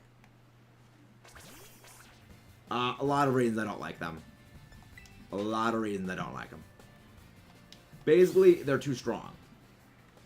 I know they're meant to be a Protean, but the thing is, to make a Protean in Xenoblade, like, very worth it, you kind of have to make them really, really damn good at everything. Which means that, like, there is no team that is just not made factually better by including them. Because it's actually, like, for the same reason, like, Charlotte gets completely outshined by Ricky and Melia. Yeah. You know, they're decent at healing, but they do so much more damage. To the point where you never really need a dedicated healer, so she just gets kind of outshone by everyone. And it's one of the things where the same thing kind of happens. Like, Melia's really, really good. Her healing is kind of but it's able to definitely put in a lot more work when you consider the amount of damage she's able to do. Hey, nice, Tatsugiri, love it. Which form of Tatsugiri? I mean, she's broken. The thing is, you need to get a lot of her armor pieces for it. The way in which her skills basically work is various armor pieces will give her different abilities. So it's one of those things that you kind of need a lot more of her stuff before she's able to really start doing all those things. Oh, nice, Curly Farm. Nice. Well, the thing is, if you want to see a 24-hour stream for that cactus, we gotta get the channel growing. If we get to 3K by May, well, we are gonna be doing a full day stream of Tears of the Kingdom. Don't forget shouts out to guys, to more people. 'Cause yeah. And if we get to 2K by the end of February, we are going to be shiny hunting authentic shiny Sinistea. Keep in mind, for every Sinistea, there's a 1 in 500 chance of it being authentic. Which means our odds of getting a shiny authentic Sinistea is 1 in like 5,000. Yeah. So you want to see me suffer and squirm? You guys we should get to that one.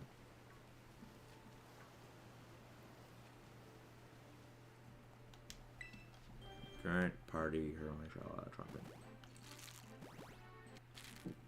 There's a very, very easy way to farm affinity. How high level are you presently? Because I don't actually remember the level of things in Xenoblade by this point. Because, like, there is specifically one boss I know, well, unique monster, that has like an area spike that allows you to easily farm up a lot of affinity between characters.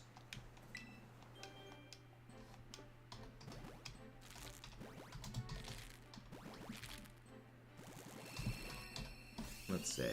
I'm pretty sure this thing's like level 80. Yeah, level 80, level 87, yeah. You're nowhere ready for that thing. Yeah, it's level 87. You're gonna get toasted by that thing. But like, one of the good things about it is you can, I mean, it's good for when you're like very, very high leveled, so it will not fight you. So you can just walk up next to it. But yeah, until then, that definitely takes a while.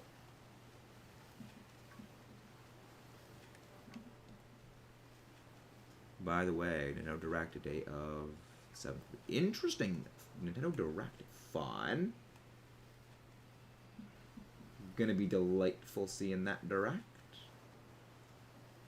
It's going to be interesting to see like what they have there, because isn't the Direct they do every year around that time, isn't that the one where it just showcases like the indie developer stuff? Because I remember, like, every year they do, like, an indie developer, thing. And it's, like, it's around, like, February. Which makes me wonder, is it going to be, like, actually showcasing new stuff? Because they are presently reassigning most, I think it's, like, all of the Switch dev teams, aside from the ones working on Tears of the Kingdom, to working on the games for the Switch's successor console. Which means, like, that's for AAA party. That's for AAA games. So, you know, like Mario, Zelda, and, amusingly, it doesn't include Pokemon. There it is! Got it. Got it, we got it, we got the thingy. We have acquired the crab. Crab acquired. It is Zoidberg. It is very Zoidberg. Again, guys, don't forget to leave a like and subscribe if you haven't done so. We've acquired the Zoidberg. Whoop whoop whooping ensues. Hello, Pokefan 782. Sorry, smooth brain moment right there, not realizing the name. Now get in the ball. Got it. And with that, we got it. Which means progress has been made. I'm very happy with that. Foxy, you know the deal. You know the deal. Please be marked. Not a mark. Trade with what? Boxes. Well, the good thing is, this goes in the shiny box. There you go. That's done. So that the Clauncher family is now done. So happy about that. We can off stream. There is the Discord. I would be able to help you set some trades up for some things. We don't really do that while live. But I would be able to help you with that off screen. Otherwise, I'm sure there are people here who would also possibly be able to assist you, because we always love helping everyone get their shiny charms. Yeah. How much long we got? 10 minutes. Okay, we got 10 minutes. Where do we go now? Actually, Psyduck.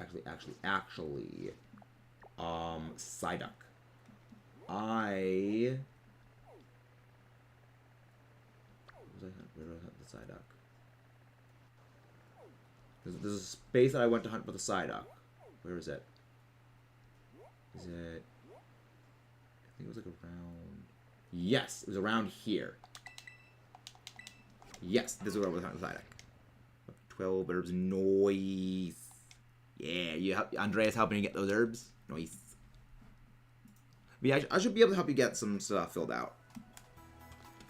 But any of these spare Froakie, I am also going to be trading because I don't need them. And otherwise, they would just simply get released. Well, the good thing is, at this point, now we're going to switch gears and start doing the Terra raids. Once this sandwich runs out. Actually, just save right now. Save the game, save. What am I doing? Area 0. What am I doing? I have Area 0 I can go to. There's water-type things in there I need to go get. Nice. You done 3 of those Andreas raids. Nice. Wait, no, 6 of them. 6, because it gives out 4 of them Mystica, but 2 of them are better. Let's go to Area 0. Let's go, go, go, go, go, go, go, go. There's a few water type things in here that I want to try and get. Because, like, they're concentrated spawns. Because if I can get a Golduck in here, I don't need to hunt another Golduck in the overworld. Which is good for me. But yes, that's good. There's another thing I was thinking of. Oh yeah, right. Chrome Job is also here. Chromie Face. For a second, I thought that was another shiny Iron Bundle. I do like Iron Bundle. It amuses me. It's like, it amuses me that after so long, Delibird was kind of a joke of a thing, and then Iron Bundle came in and became an absolute nightmare terror on the existence of competitive with freaking Hydro Pump Freeze Dry. Like, there's other ice water types that have been good, and like Lapras also gets it. But the thing is, Lapras doesn't have nearly the same speed and nearly the same special attacking power. It's an absolute glass cannon, but it really doesn't need it. Oh yeah, Iron Bundle's insane. Insane. Like, Smogon insta-banned it. But also, like, it's Smogon, and Smogon kind of, like, paranoia insta-bans things. So, I tend to take it with a grain of salt. But, I am a massive fan of the move Freeze Dry. Like, I love it.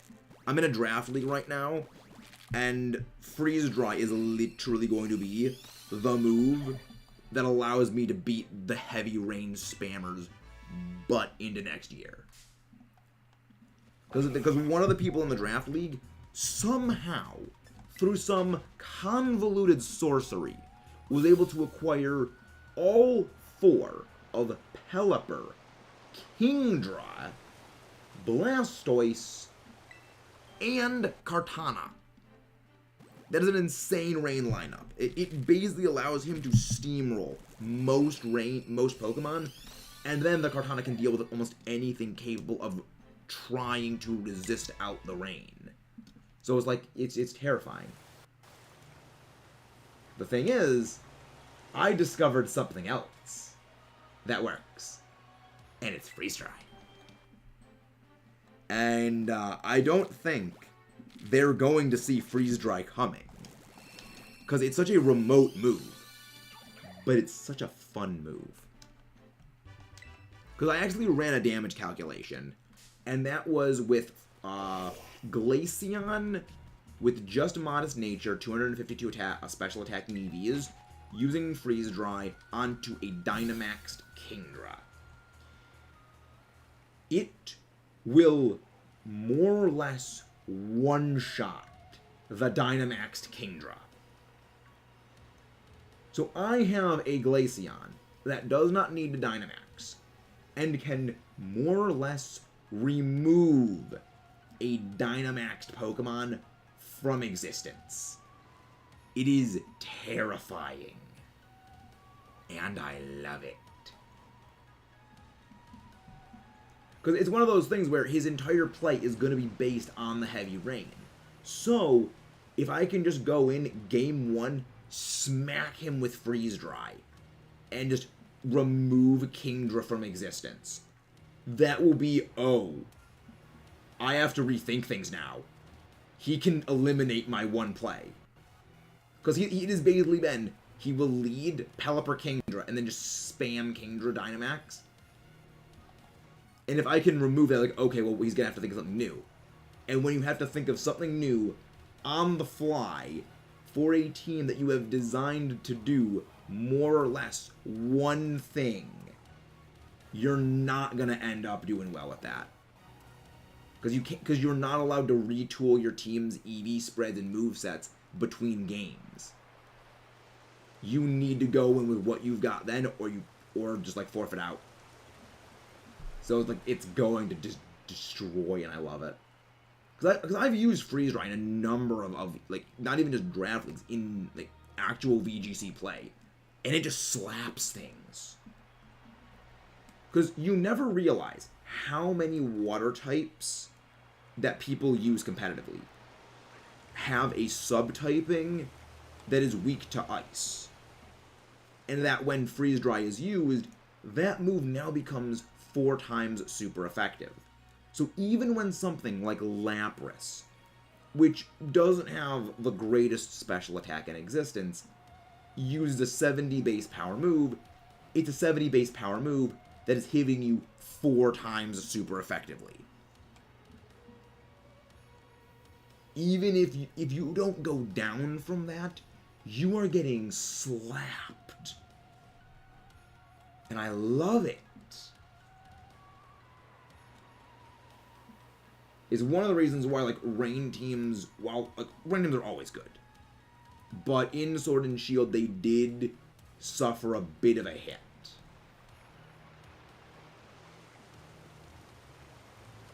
But then, you know, it's just like they came back, because now Freeze Dry's not as many things, and, like, Lapras is no longer in play. Like, Lapras is one of the best... It's weird. Lapras as a water type, it's not great as a water type, but it is fantastic at being a water type that destroys other water types. Also, that Goldo that was clipping into the wall was kind of amazing.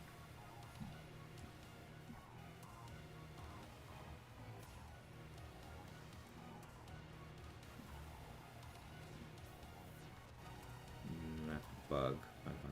Shiny. Yeah. I mean, I like Shiny Iron Bundle. I love the Chrome.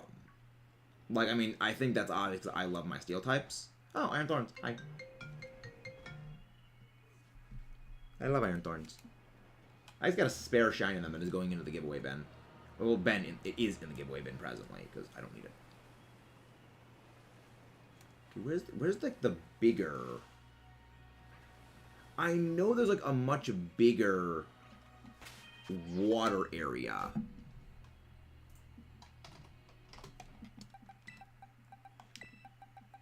But I'm not seeing it. I know it's somewhere around here. I know it's, like, vaguely around... Somewhere around here. But, I mean, it's okay. We'll deal with it here. 2 minutes left. Okay. I don't have time to go find it out. So I'll just go around here for a bit, and then after this, we're just gonna go on. We're gonna go doing Dynamax. Not Dynamax. We're gonna be doing Terra Star raids. Cause I just really have Froakie eggs to hatch now, so I'm happy. Nope, no slightly different bill on these Golduck. I'm hoping I don't find another shiny Vaporeon. I already have a spare one that I got when I was shiny hunting Iron Valiant. I got a full odds shiny Vaporeon. I was like, no. I need that luck to go into giving me an Eevee outbreak, because I need to be shiny hunting the entire Eevee family.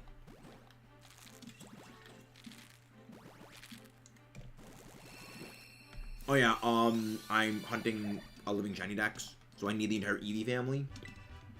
And that's going to be a nightmare to get. Because you need to get Eevee, and then every single one of its forms. Which in total is, I believe, 8 shinies. I already have shiny Vaporeon, which is one off that list. But, yeah, I already have Vaporeon, which is one off that list. And I have a place where I can easily hunt for Jolteon. So that's like 6 only I need to be hunting for. As in, like, you know, I need to find a way to hunt the other ones. But that's still 6. You know, and I mean, I know that in Area 0, Espeon, I'm pretty sure every single one of the Eevee forms spawn in Area 0 in some location. We've just saw Vaporeon. I have seen historically Flareon. I've seen Espeon. I know Umbreon also appears in here. I've seen Leafeon. So I think Area 0 is probably one of my best bets to hunt. But also, I know that, you know, in Area 0 there are a bunch of other Pokemon that overlap with those same typings. So, yeah, I mean, I need a Girafarig and Farigiraf eventually. So, like, it would be good to hunt Psychic in here. But not Fire, because, like, I already got Iron Moth. I don't trust myself to identify Talonflame's shiny. But, yeah, it's going to be, like, future hunting figuring that out. And I think the sandwich is worn off by now. Yeah, sandwich is worn off. Well, I mean, we got the Clauncher. Like, that was the real thing. We got the Clauncher, and that's all that I care about.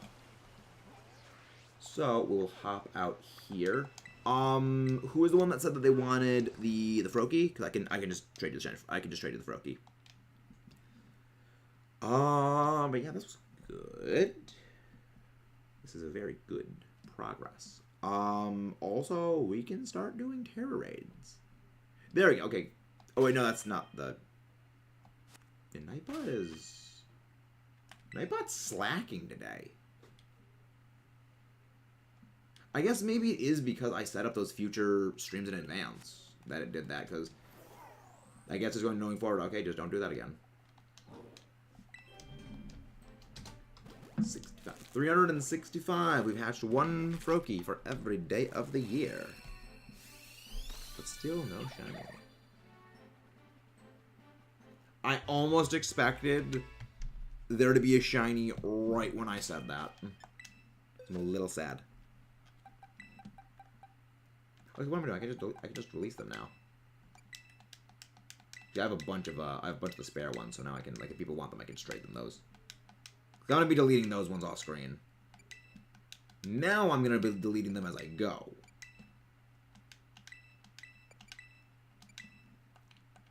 Froakie was released. Bye-bye. There we go.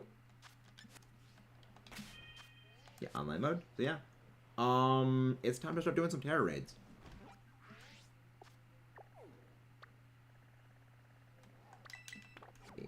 But I know there's a grass one over here, and grass ones are generally kind of easy. I mean, unless you have a grass that has like Flash Fire or something.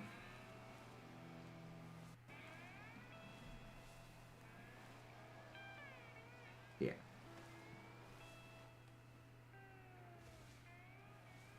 It'll be interesting. It's going to be interesting. Oh, the Survivor. Yeah.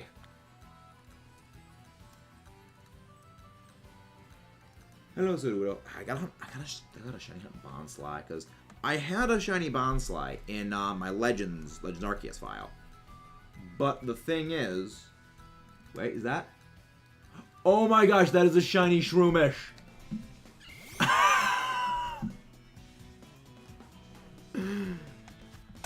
I love it. I love this and everything it stands for.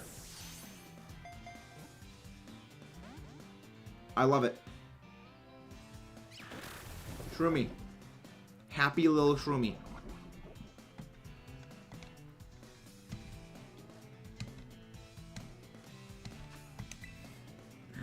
I know, it's like, it looked off. It slightly was different. Yeah, guys, don't forget to leave a like and subscribe if you haven't done so. Yeah, now Nightbot's actually doing its work.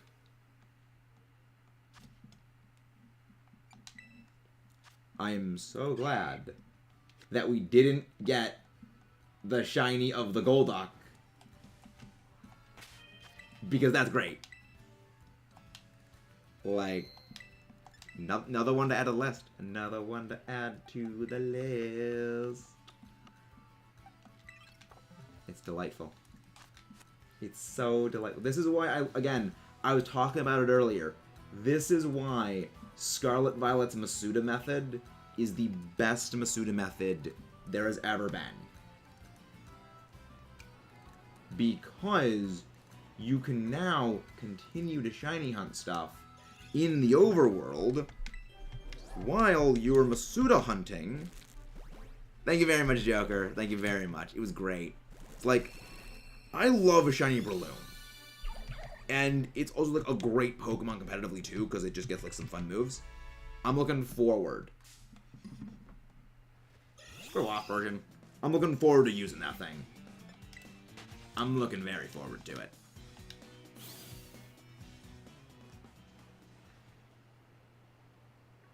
Yeah, I actually just talked with one of my friends earlier about like they just got Violet like earlier today, and they already found a shiny Tarotundula, and I was like, really, fantastic shiny, and it's like, and I said, you better not evolve that thing, and they said they were not planning on evolving it, so like respect that, hard respect. But I mean, had 2 shiny reactions today, that's great. Yeah, it's good. Yeah, today's been pretty good. Today's been decently good. Yeah, I love how you guys think that we're not getting the shiny until we get like above 500, above like 400 eggs, which I can't say I disagree with. Because just my luck wants to be a potato. Yeah.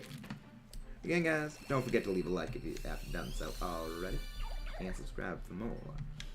Nope. It's not sparkling little froggo. Fungus. Now, I'm not looking forward to the Fungus shiny hunt. There's a few shiny hunts I know I'm not looking forward to. One of them is Fungus. Purely because it's so small. I'm thinking that's gonna be one of my like many Masuda hunts, because I have a list of Pokemon that I have already like set aside mentally as these are going to be the Masuda hunts. I know these are going to be the Masuda hunts because they're just annoying to look for in the overworld because they're so small. One of them is Fungus. Arrokuda and Barraskewda were also 2 of them. But Arrokuda does actually look a bit noticeable. So I'll give at least Arrokuda a try. If we end up getting it, okay, we'll go with that. But otherwise, you know, we'll figure a thing out. Really, was that? Really? Interesting.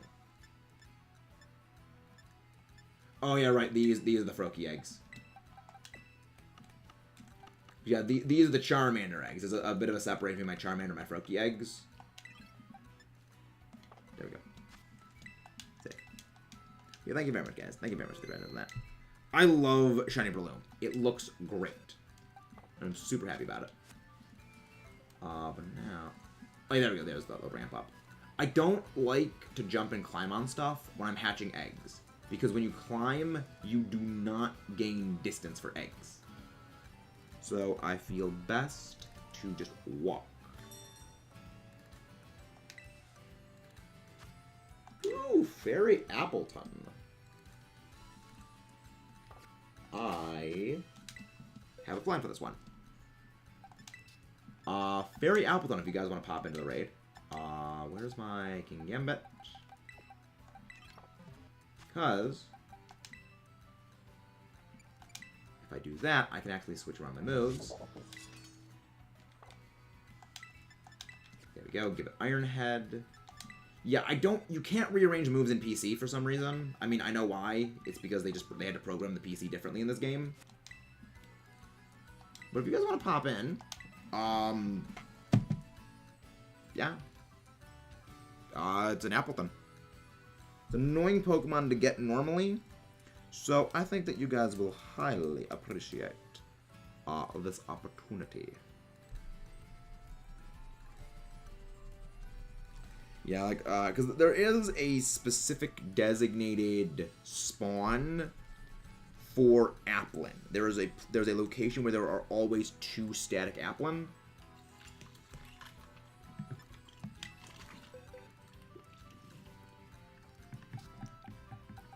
But that is a little annoying.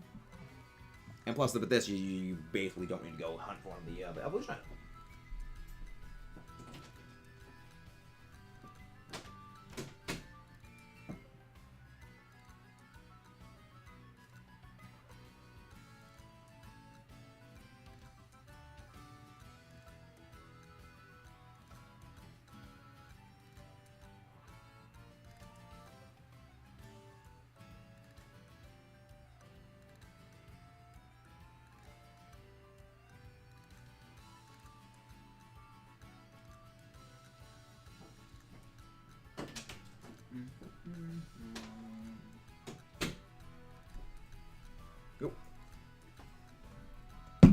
Here we go.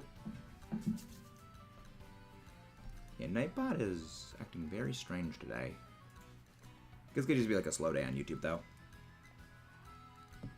Which would not surprise me. But yeah, I'm not really sure how long tonight is going to be for stuff. We'll go for a while. We'll probably hatch the rest of my Froakie eggs. Because if we're not getting too many raids, if we're not like doing too many Terra raids, I'm thinking we're probably just going to like hatch the Froakie eggs. After we do that, maybe switch back to Charmander, depending on how quickly we are able to hatch all the eggs. And then I say go on a Mechanized Maxis raid. Because I do need to finish working on the Kalos DLC video. And my theories about what the DLC is going to be, what the second DLC is going to be, and stuff like that. Got like a little notepad in front of me where I keep like all my thoughts organized, because my brain is a complete mess. And if it wasn't for this little notepad I have, it would just be like completely unorganized. This notepad is what keeps me from completely losing it. And well, but losing it in the sense of like not doing like stuff out of order. It keeps me like scheduled and grounded. It's a good scheduling thing. Very useful. Yeah, I prefer actual pen and paper on things rather than, well, pencil and paper, than like digital stuff, because it just, if I remember it better. I remember it better if I like handwrite it, because I can see it right in front of me rather than like, okay, open up this file on my computer. This is not going to be good. This isn't going to be good. I mean, it would be better if like someone else made competitive, but we should be okay at least. Really? It's not using Apple Acid. Interesting. I've generally had Appleton love absolutely spamming Apple Acid. There we go. There's Apple Acid. And now you proc my Defiant. Thank you for doing that. Welcome to dumpsterizing. That's a little scary. But yeah, like, that's the reason I love using King Gambit for Appleton raids.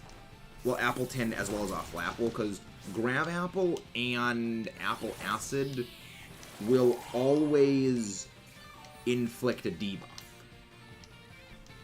So, I can use that against them. You are always going to be debuffing me, so I can just bring a Pokemon with Defiant, which will mean anytime you debuff me, I now get boosted damage against you. And also, yes, Terastallizing, even if you're not Terastallizing into the move you are using, is still beneficial in Terra raids. You will deal bonus damage to the shield. If you Terastallize, say like, this, I'm Terastallizing into Electric, and I'm using a Steel move, normally I deal 20% damage to the shield. With Terastallizing into Electric and using a Steel move, I deal 35% damage. If I Terastallize into Steel, I would be dealing 75% of my normal damage. Yeah, they for once, they actually do have it benefit you to do a mechanic like this. The only issue with this is I actually do lose my resistance to grass. But, I mean, again, I'm still dealing out a crap ton more damage. I'm gonna go down here. Yeah, I'm gonna go down. I'm gonna lose a bit of time. But, like, I've already managed to decimate most of that shield. I think we should be fine. Yeah, I think we should be good on this. Because I'm just going to come back in. If it sets up again, Apple Acid again. Yeah.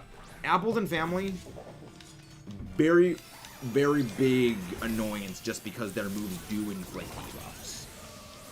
And those debuffs basically make them deal even more damage. So they can snowball kind of easily. It's kind of the reverse of it's basically a reversed version of Skeledirge, where Skeledirge is a single Pokemon that gets stronger because its move just makes it more powerful.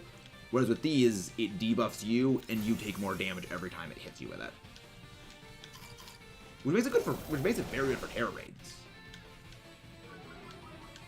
But it doesn't make it good for like other stuff. Like this, Defiant, I destroy you now. Oh, screw off. I mean, it doesn't matter at this point. You're still gonna get crushed. Like, I'm still higher level. Yeah, we're fine. And Appleton goes away. Again, guys, please don't forget to leave a like and subscribe. We are giving terror raids continue with viewers. If you guys want to do any terror raids, don't forget to leave the link code below. Always happy to help. Also, don't forget that in a few days, in a little over a week, actually a week from today, GRENINJA raids are coming back because they do it on 2-week cycles. 2 weeks after the first start, they do it again. That's gonna be fun. Well, let's just keep wandering around looking for terror raids while we hatch some eggs. We've already found another phase while hatching. Out of my way, Fletchinder. I don't want to deal with you. I mean, no, let's not go to Glaciadio Mountain. Because every time we... You're not shiny, are you? Yeah, no, that's just the lighting. I know shiny Vigoroth. It looks very similar to regular Vigoroth. But I'm not exactly positive on, what the actual, I think, I know Slap was pink. Don't remember what the change on Vigoroth is, though. But yeah, we're gonna be just traveling around Paldea, looking for some shiny phases while we're hatching eggs, as we usually do around this time. But yeah, so hopefully gonna go well. Because we've got... How many boxes of eggs left for Froakie? I think we've got 4 or 5 boxes left. Maybe 3. So we will get decently into the 400s at least. And then we can just try again next stream. Good thing about this is I can just keep the game open while editing stuff. Because that's the way that I actually gather a lot of eggs. I've gotten a lot of DMs about, how do you get so many eggs? The way I just do it is when I'm editing videos, I just press A every, 5 minutes. I make an egg sandwich, and I just press the A button a bunch of times every 5 minutes until my, eggs are all collected. I go into editing, edit for a couple of minutes, go back into this again, and I just keep, flip-flopping that. It's a good system. It's what I've been using for a while, and it works. Because to do Masuda hunting in this game, you really need to have your multitasking game, amped up 130%. If not, Masuda method will be a chore. But, I mean, that is the change. I do appreciate the change they made to Masuda hunting in this game, because... At first, I didn't like it. Many of you guys will know from, the Friggybax hunt. I hated when I first had to play the Masuda method this way. Because I was collecting the eggs on stream, and it slowed the pace of the video down, and it just wasn't fun. After I realized, wait, I can just go collect these eggs off stream and just hatch them on stream, I preferred it so much more, because now I can, multitask. I can do my exercises, because I do exercises daily. I can edit, I can just do other things while I am collecting eggs. So I can do literally nothing and set myself up for the next, week of streams. And that increases my efficiency at, making stuff. So I'm okay with it. Hey, Divinos, how you doing? Hope you're doing well. We got 2 shinies so far today. We found a shiny Shroomish, as well as earlier, we found a shiny Cruncher, which means we're slowly working on all of our version exclusives, and now we're just hatching some shiny Froakie eggs. Well, we're hatching eggs, looking for our shiny Froakie. Hopefully, game is nice to us today. And will give us one. But yeah, it's gonna be interesting. Let's just keep walking. Glad that we've already gotten some of the shinies in here. Snover was gonna be a big worry for me. We got that one just phasing as we were hatching eggs. So Titan is one that I'm really looking forward to having to get to hunting again. But I am thinking I might end up doing Masuda method. Oh, this could be fun. You guys want to pop in? Gengar, Grass Gengar. Yeah, I'm thinking that that's gonna be like end up being Masuda method. Let's see. Skeletor would not be good for this. Actually, not much really would be good for this fight. Gengar does have a very obnoxious typing. I mean, I guess Volcarona would actually be Volcarona would be fine for it. Volcarona should be fine. But yeah, I'm not gonna ready up in case no one shows up, because if I'm just gonna be doing the raid solo, I might as well just like do them off screen solos. Though it is worth noting that Gengar does have one of the better Urban-Myska drop odds. I wanted hunt. Nice. I wish you good luck on your Fuecoco hunt.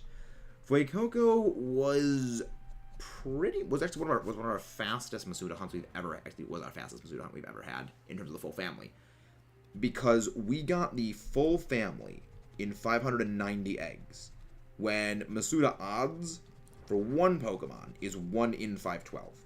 So that was 590 eggs for 3 shinies. Yeah, really good. Very, very good. That's the reason why I'm thinking this Greninja shiny hunt is going to end up being one of the hunts where we just go on forever. As in, like, it's going to go an over odds hunt, because RNG's going to whiplash you some way. RNG's always got to whiplash you. And it's going to get you one way or another. It's just a matter of how long is it going to take. And, yeah. I mean, granted, I think I've deserved a little bit of good luck after, again, the 5 times over odds shiny Ho-Oh hunt, which is still my worst. I mean, okay. The Carcadet hunt did go 10 times over odds. That was what I did on my personal time, because I wanted to get a Carcadet shiny for competitive battling. And 10 times over odds. I had to make over 10 I made to make 10 sandwiches for that. And when you make a sandwich and go for the full 30 minutes, you get more encounters than it takes to hit odds. So I go like 1.1 odds. Just assume again. That's a low ball. It's more of about 1.5 times odds. So, but even as low balling it is like well over 10 times odds, even at the lowest. I'm not sure that we will be able to beat this, Omar, but I will do my best. All right, let's try this. This is probably not gonna end up going well, but we just gotta try it. No longer iced in. Yay! Nice, Foxy. Got that de-iced house good. So it's warming up where you are then. Cause yeah, we've had. I mean, it's kind of same here. We got a lot of snow yesterday. Or not yesterday. Got a lot of snow 2 days ago, and now it's like all starting to melt because it's now like 37 degrees here, so it's melting. But yeah, that is the annoying part. Hey, there we go. Nightbot's finally kicking in. Freaking finally. Still pretty cold. Yeah, it's still cold for us, but like the ice is starting to melt, which is good. This is... good. The Quaxwell at least doing damage. Please don't confuse yourself. Yeah, I saw that. It didn't give you time to switch. That's why I was thinking, like, ending the thing off, but, like, yeah, we got someone in. Might as well be fine. I think we should be at... We should be okay at least. Like, so long as we don't get freaking confusion hacks into next year, I think we'll be okay. Like, if the game wants to confusion hacks us, I think we're gonna lose. But, like, I've so far not got hurt myself in confusion, and it's doing big damage. Please poison me. Dang it, poison. I really... Yes, you know it's kind of not great in raids when you want to get poisoned, because that way it can't freaking sleep you with hypnosis. Well, okay, now my stats are not on the Now we go back to Facebook. But I think we should still be okay. We'll be okay.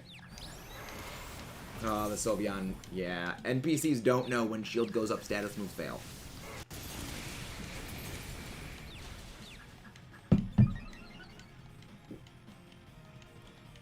Right, okay, that's fine.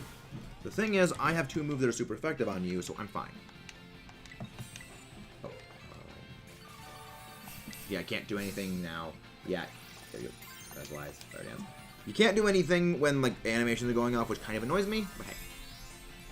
Also, again, guys, please don't forget to leave a like and subscribe if you haven't done so already, and enjoy the stuff you see here. It's free and easy to do, and helps us out. It's one small click for you guys, but it makes a world of difference for us here.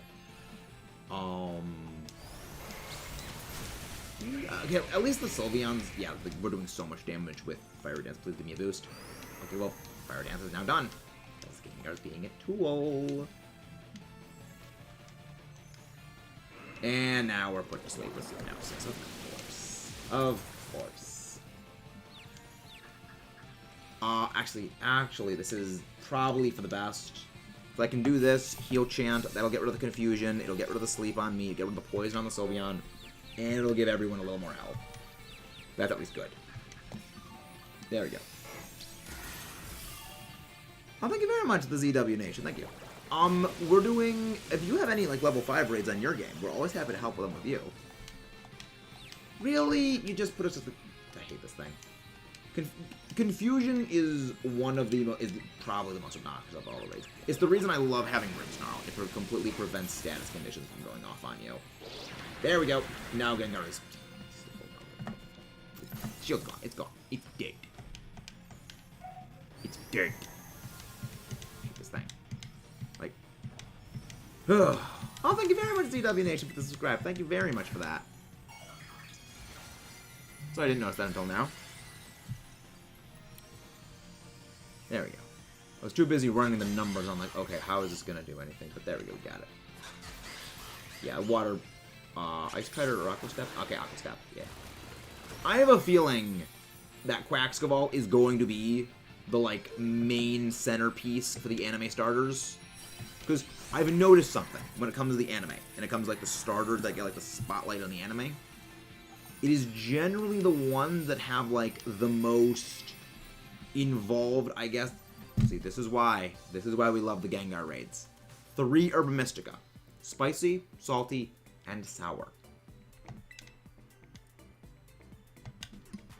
Gengar has one of the best Herba Mystica drop pools. As a level 5. As a level 6, it does not have the same great drop pool that, like, Vaporeon, Blissey, and Dondozo and Avalugg have.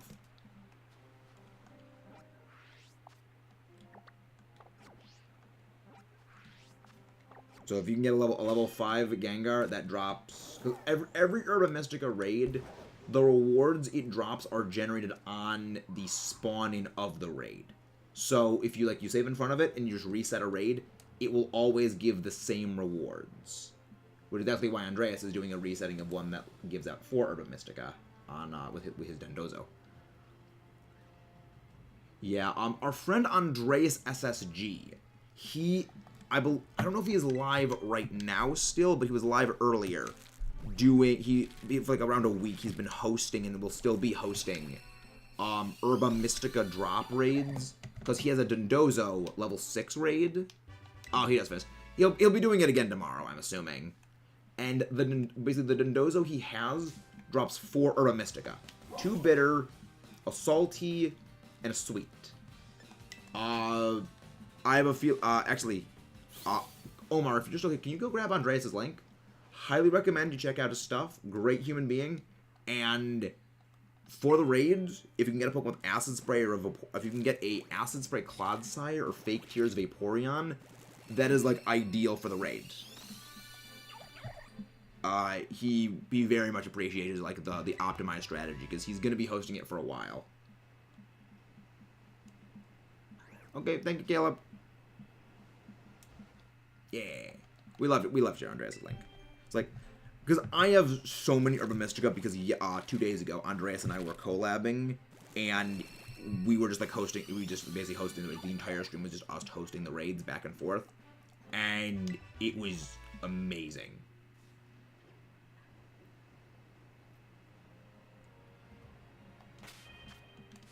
Because like, I'm more or less set up in this game for Urban Mystica. At least for a while. Time will only tell depending how bad some of my hunts can get in the future. But it definitely is great to have. One more egg and then we can purge out this batch.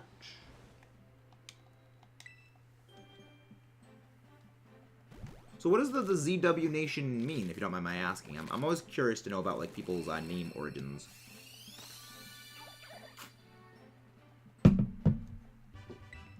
Brokey, go Brokey.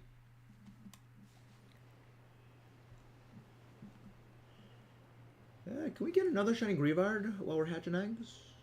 We got one before. This was a stream a few weeks ago. Not a few years ago, like a few days ago. This was like last week. I think it was last week. I'd like to get another one.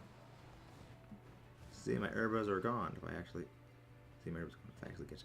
I mean, see, that's the reason why whenever I'm doing Herba Mystica sandwiches, I will always save before I do the sandwich. Because if I don't get a shiny, reset. That way I don't lose them. Because it's a pain to grind for them. Can you DM me the theory? Because I'm pretty sure I know this one, because I think Landon's mentioned it before. Because if it is the one that I'm thinking of, then I do agree with this theory. If it's a different one, Zane Wu, interesting. Who is Zane Wu? The name sounds a little familiar.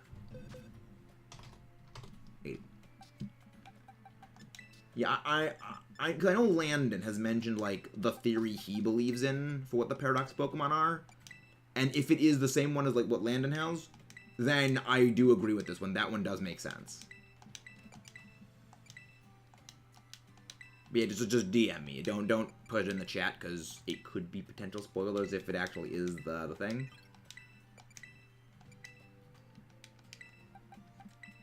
Give me the Froakie eggs. But yeah, Ziwu, if you have like any level 5 raids, we're happy to help with them.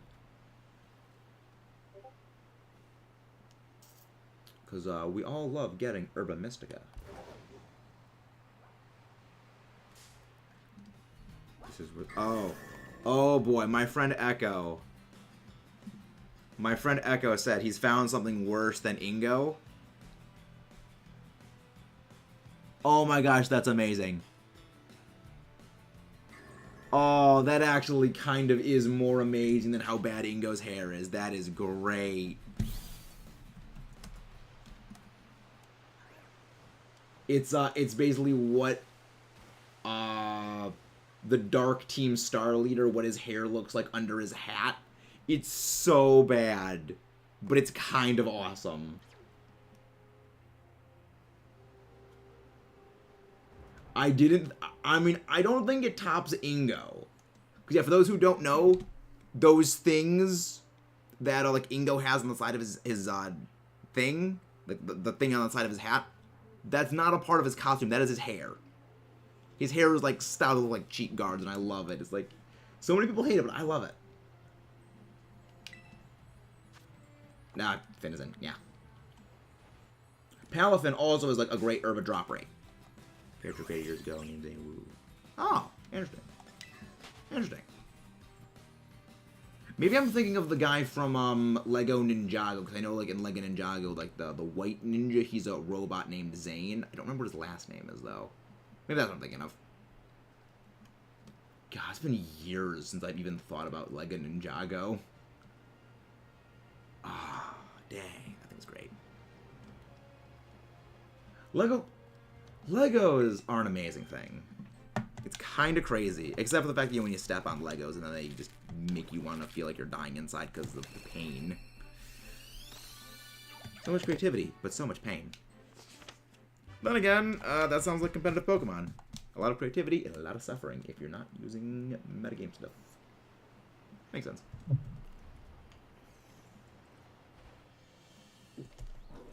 I'm wondering if, like, the amazingness... Water Terra Nacli. Ooh, that... I'd be up for the Nacli. Garganacl does have the enhanced Urban Mystica drop pool. So I would be very much up for that lady. Plus, again, it also is a perfect opportunity for the one and only Iron Hands to literally punch everything into oblivion. Love it. Yeah, there's only really 2 types of Terra Raids where Iron Hands really struggles, and that is if you're facing a Pokemon that is a Fairy-type special attacker and a Psychic-type special attacker. Regardless of whatever its Terra typing is, because it has Garbo special defense, and it's slow. Like, the only thing I think it could potentially work in is if you have its speed, like, beefed up to the max to outrun, like, a Hatterene in a Terra Raid, and have the Hatterene be weak to fighting. Maybe then Iron Hands would work. But even then, like, it's so freaking situational. It's one of the reasons why when it comes to, like, Psychic-type Terra Raids, I often just do not do them. Like, I do not do the Gardevoir ones, I do not do the Hatterene ones. Because even then, my answer for special attackers is I use a support Grimmsnarl, but Fairy-type special attackers like Hatterene, like Gardevoir, absolutely destroy Grimmsnarl. Because for as great as Grimmsnarl is, it really doesn't like getting hit by super effective moves when it is supporting. Plus, also stray crits mean even though it can spirit break everything into oblivion, they'll still crit through all those debuffs and through your screens. It's not as big of a problem when it comes to, like, poison types, though, I've noticed. But I think a lot of that comes down to the poison type special attackers just don't possess the same power and don't possess the same bulk as the fairy types. Because, like, Gengar's annoying. You know, Gengar's a very annoying special attacker, and it's a poison type special attacker that your Spirit Break just runs through. But it's so paper thin, the battles don't really last long enough for it to become a problem. But then you get, like, Gardevoir and Hatterene, where they set up things like Calm Mind, and they're just more able to take a hit. And then it just becomes a nightmare to deal with. I had slacking in Gym and Pogo for 10 days. Most players, the most they ever left them. Yeah, but the other thing you gotta remember is, Mudkip, has weather been bad where you have been? Because I remember back when I was at college, like, days where the weather was crappy, gyms would just not tick over. It was, like, there were people who, like, would specifically go out and, like, because it was a group Discord. Like, it was, like, the Discord was everyone on campus who plays is there, and then you can pop in. So, you know, everyone there would pop in. There were people, like, in the general chat, and there was also, like, individual special chats for, like, the teams. And people would be, say, like, you know, I was on Instinct, and, you know, I would say, you know, can you knock me out of one of the gyms in the general chat? And, like, someone from Mystic or Valor would go and knock you out. On, like, you know, particularly bad days if they lived nearby, because it was on, you know, a college campus where, like, everyone is distributed around it. So chances are there was going to be someone either crazy enough or close enough to be able to do it. Weather here is cold, but like 5 days ago was fine. Interesting, strange. I would be up for the Dark Volcarona after this one. That will be perfect food for Iron Hands. Hey, Ash, how you doing? Also, there we go. Hi, Ash. How you doing? Hope Ash doing good. Yeah, like, again, Garganackle can't do a thing. Garganackle cannot do a thing to Iron Hands. It's so good. The wonderful Ash is here. Meta, rub salt the wound. Nah, I will. I mean, though, the thing is, Garganackle Salt heals wounds. So, this actually would be one of the few instances where you would want to rub salt into the wound. Because it heals. I love that. The deck says, yeah, like, Garganackle, like, grind its fingers together to, rubs, sprinkle salt on, like, the wounds of gravely injured Pokemon, and it heals them. So it's just, like, it's gentle Donkey Kong salt monster. I love it. Just, Garganackle is a good and wholesome thing. We love it. Thank you for the heals. And now we go punch in the face. Thunder punch right in the face. That was going, Ash. If someone assumes healing check, I don't care if we'll use my card. I mean, yeah, but it looks like it has Donkey Kong's face. It resembles Donkey Kong face. I think it's a shiny that I think either that or the left bulb. Interesting. I love Garganackle shiny. It's great. It's a slight change, but I love it's like shiny Togekiss for me. The change is very slight, but it is a fantastic change nonetheless. Garganackle's paralyzed. Do I still have my belly drum boost? Because I'm honestly wondering if I do. I do not. Okay, I was right. I was like, why am I not dealing any damage? Like, yeah, I don't have my belly drum anymore. I want those coins. Yeah, that's... I mean, I stopped playing Go, but I have noticed kind of... Go hasn't been declining, but there definitely has been a bit of a decrease in, as time's gone on, like, people's ability to knock stuff out of gyms. Okay, please don't knock me out. Thank you for the heal, that helps me. We're gonna crush this thing now. Super effective. I actually think I do more damage right now. Yes, I actually do more damage now going for straight Drain Punch than I do going for Thunder Punch. Because of the damage modifier that is thrown over Terra moves. So yeah, it's better for me just to go Drain Punch right now. Because yeah, for those who don't know, when you Terrastalize and you use a move that is not of the type you're Terrastalize into, you deal 35% of your normal damage to the shield. The shield gives a damage reduction. So basically, if you're hitting the shield with a move and you're not Terrastalized, you're doing 20% of your normal damage. If you are Terrastalized but not using the move of the same typing as you, you deal about 40%. It's 35%. And then if you're Terrastalized into the typing of the move you're using, you deal about 80% to the shield. So it is generally best if it is a neutral move to do that. Okay, please, please, please. Come on, come on, come on. Come on, light bulb head. Come on, come on, come on. Thankfully, the NPCs going down does not affect us. I hope we can beat this thing. I think we should be able to beat it here. Hey, Darth, how you doing? I think we should be fine on this one. And again, guys, please, frickin'. Alright, we'll have to try this again. We'll have to try it again. That was unlucky.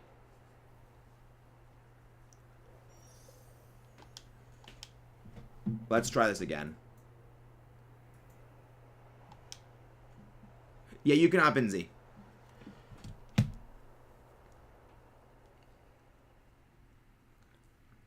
Yeah, we should be fine on this one. Okay. Thank you, Darth. Have a good day. Again, guys, please don't forget to leave a like and subscribe. But thank you very much, Darth.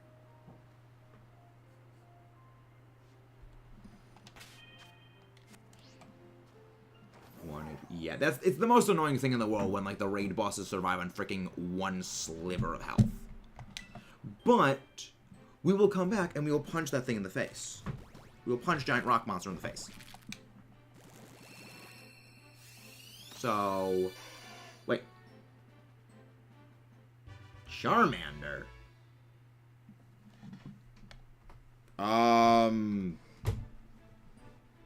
Visible confusion. Visible confusion is present.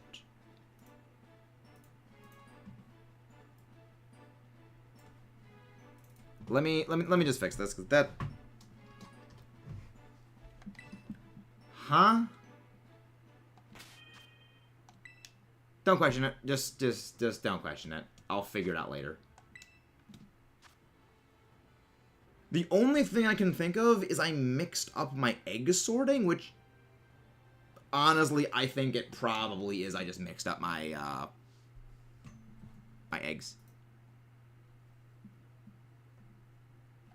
There's VS7X4G. Are we getting rated? Yes, it has a very punchable face, Foxy. It has a very, very punchable face. It has a highly punchable face. Hey, how's Legends? How you doing?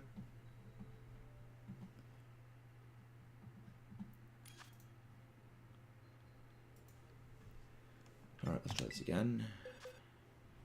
Let's try this again. Iron Hands. It is strange, though. I could have sworn we had enough to beat it. I guess we just didn't.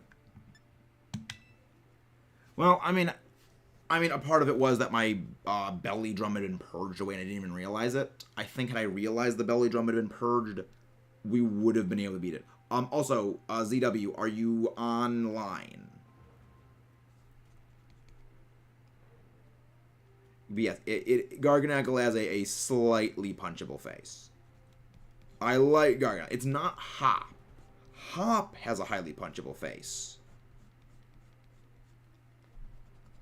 But Garganackle is a moderately punchable face. Moderately punchable. It's no Hop. Nothing has more punchable face than Hop. Okay, there you go.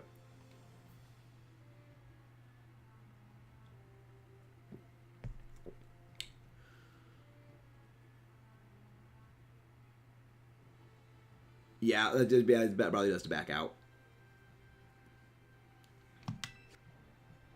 Yeah, it would be best to back out so everyone can pop in.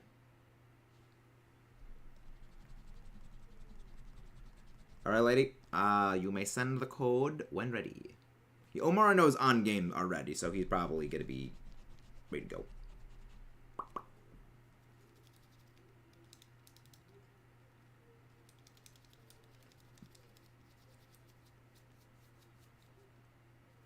And again, guys, thank y'all for tuning in. If you guys haven't done so, please don't forget to leave a like and subscribe for more.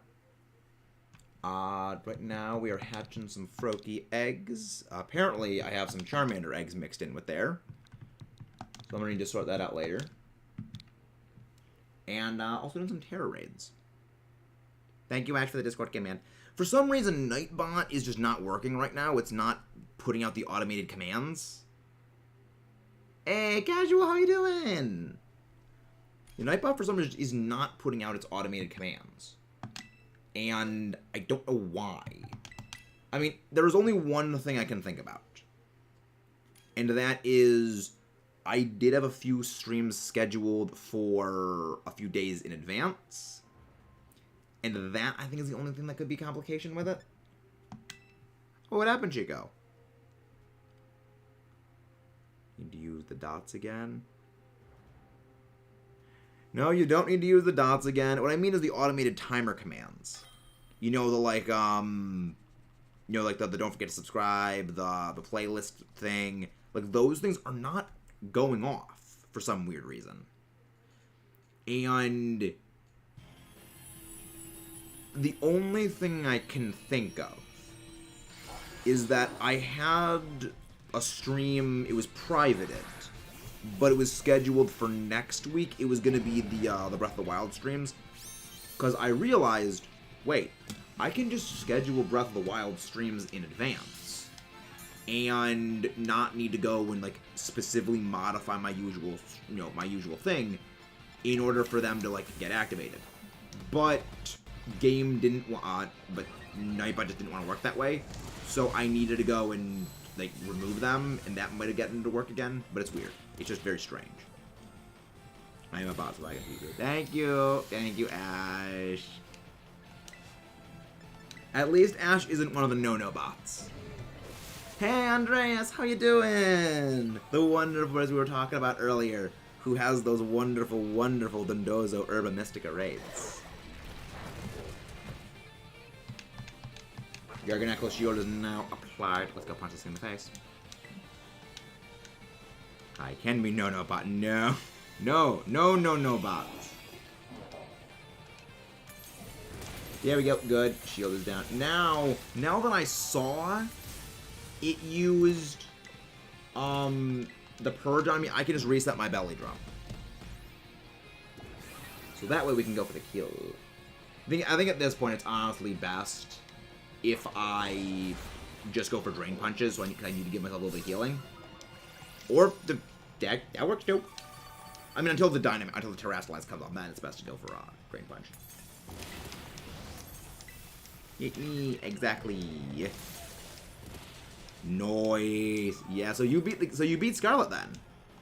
Also, again, guys, please don't forget to leave a like and subscribe if you haven't done so. Thank you, all 16 of you wonderful viewers out there in the Wonder World Land Peanut Gallery of Power. Ah, Purge Dawn. You were gonna crush this thing. I love that, I love how Hammer Arm just flattens you like a freaking pancake. And then it just causes you to, like, wig out where you just don't move anymore. I kind of love it. It looks really, really bad. But it's also just kind of hilarious. Also, can someone, Ash, can you please go drop Chico's link? ! Chico. Yeah, it's like,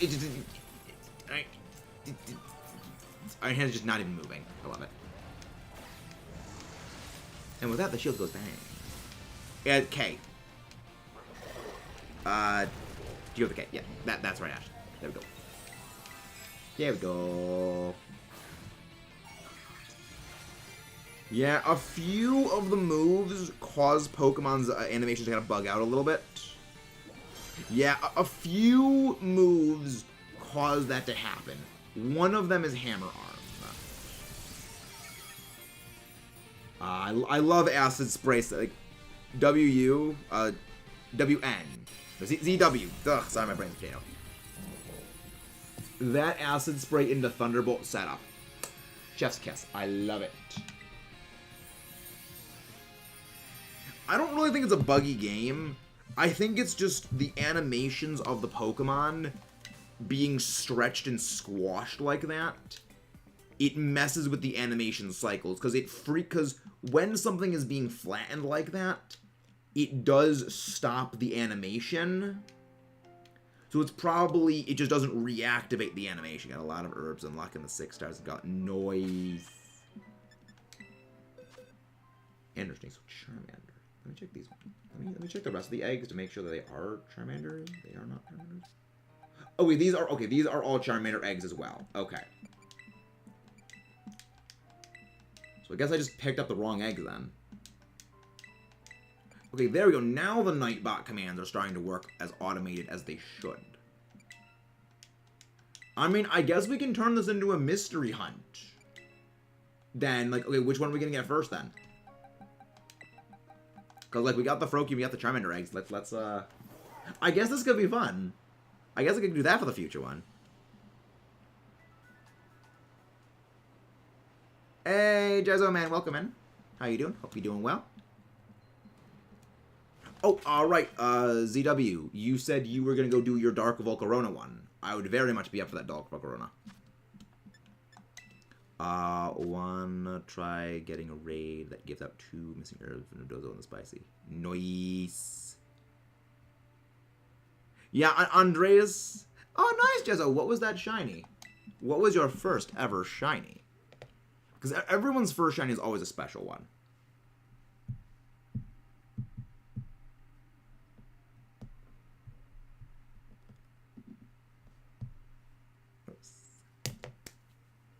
Hey guys, please don't forget to leave a like and subscribe if you haven't done. Ooh, Voltorb and Dodo. Voltorb's a hard one to get because it will just go tick tick boom. It can self-destruct on you. Nightbot enabled. Exactly. See, secretly, Andreas is actually the Nightbot. Andreas is the real Nightbot, and he has just reactivated it for all of us to use. It doesn't work without him being present.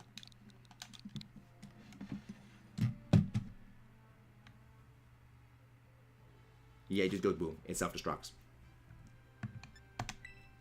I actually know what I'm going to bring for this. I was thinking of bringing Iron Hands. Then I realized I have a better option. Grimmsnarl. Because Misty Terrain, and Light Screen, and Spirit Break. I love this thing. Grimmsnarl, one of the absolute best things. Wait, really? Shiny Voltorb doesn't explode? I've heard people say that they've had Shiny Voltorb explode on them. Really? Huh. That's strange. Weird. I've heard of people having ones that use... Oh, on the field. Okay. Okay, it doesn't on the field. Okay. But it can go kaboom in the battle. Okay, okay, that makes sense. Yeah, that was what I was a little wondering about. I've heard the horror stories of it self-destructing in battle, which is one of the reasons why that I am specifically always going in when I'm hunting Voltorb with a Pokemon with a damp. Specifically because I do not want to have mine go kaboom. That's what we did for the shiny Fortress hunt.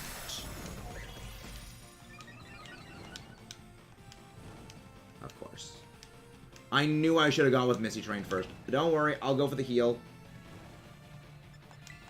I'll go for the heal. Misty Terrain is up. Yeah, but I also just having like I always have a damp in there anyway, just in case. Now it can't burn us.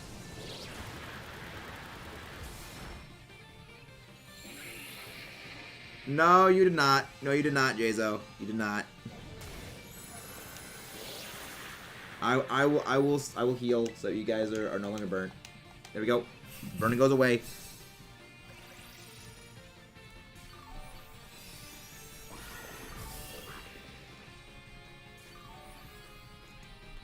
Grinding through 6-star rated getting noise.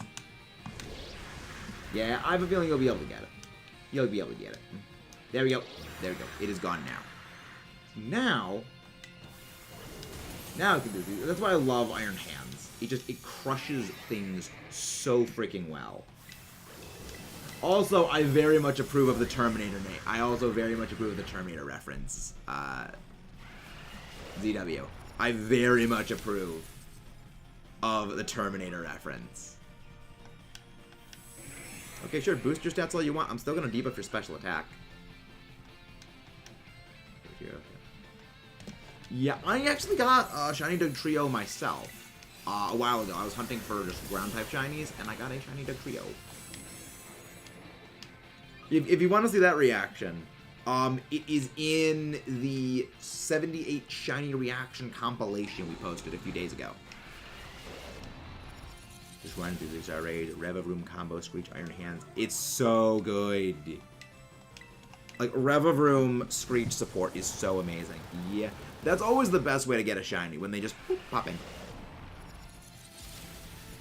Because we actually had that happen earlier today with our shiny Shroomish we found.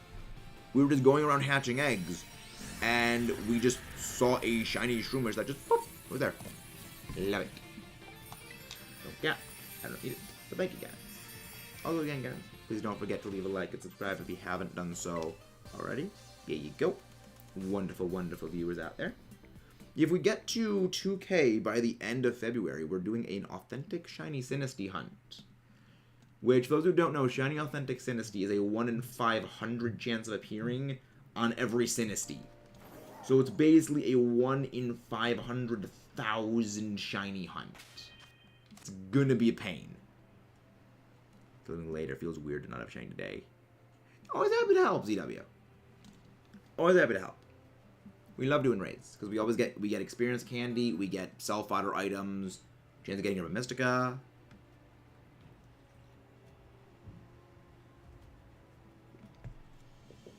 ISQ amuses me. ISQ is just vibing. It's just off there vibing in the corner.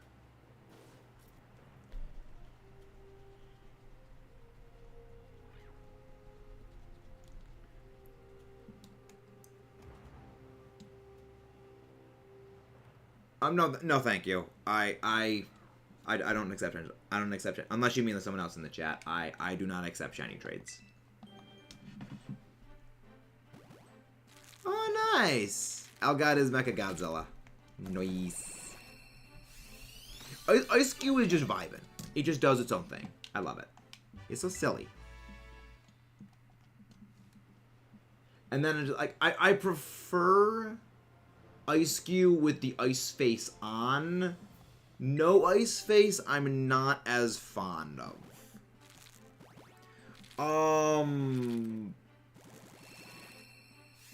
Not sure if I'll join the Orthworm one. I have a history of Orthworm raids not going well for me.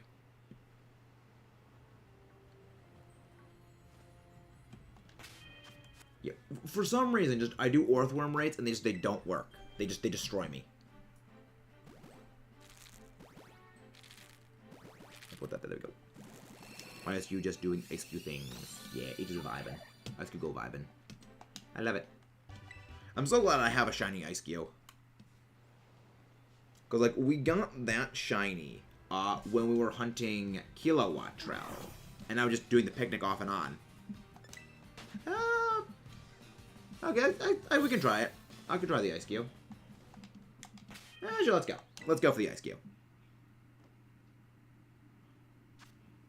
I don't know. I wish ISQ's Ice Face didn't shatter, because I so much prefer it with the Ice Face on them without the Ice Face. It doesn't look as good.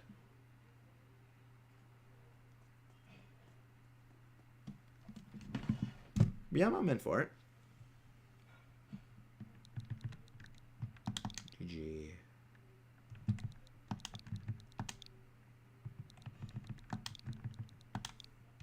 There we go.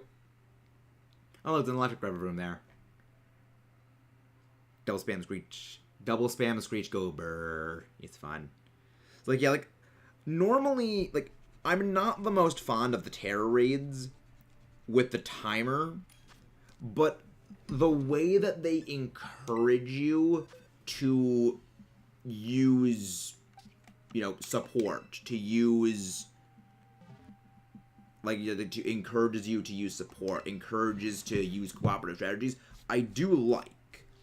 Because if you just go in with, like, 4 damage dealers when it comes to 6-star raids, unless you're fighting something like Blissey, or, you know, very, very specific Pokemon, you know, unless like Iron Hands easily matches up against, you're not really going to have too much of an easy time, because the health is just far too much.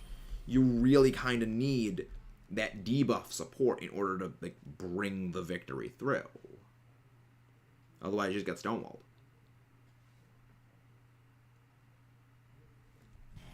So, like, it does a good job of encouraging people to be more strategic, but I think the insane difficulty curve is a bit much. But again, otherwise, it's just going to be too easy to do, so it's not going to encourage it at all, so I get the balancing act. But also, guys, again, please don't forget to leave a like and subscribe if you haven't done so already. You wonderful, wonderful viewers are the ones that keep all this stuff rocking and rolling.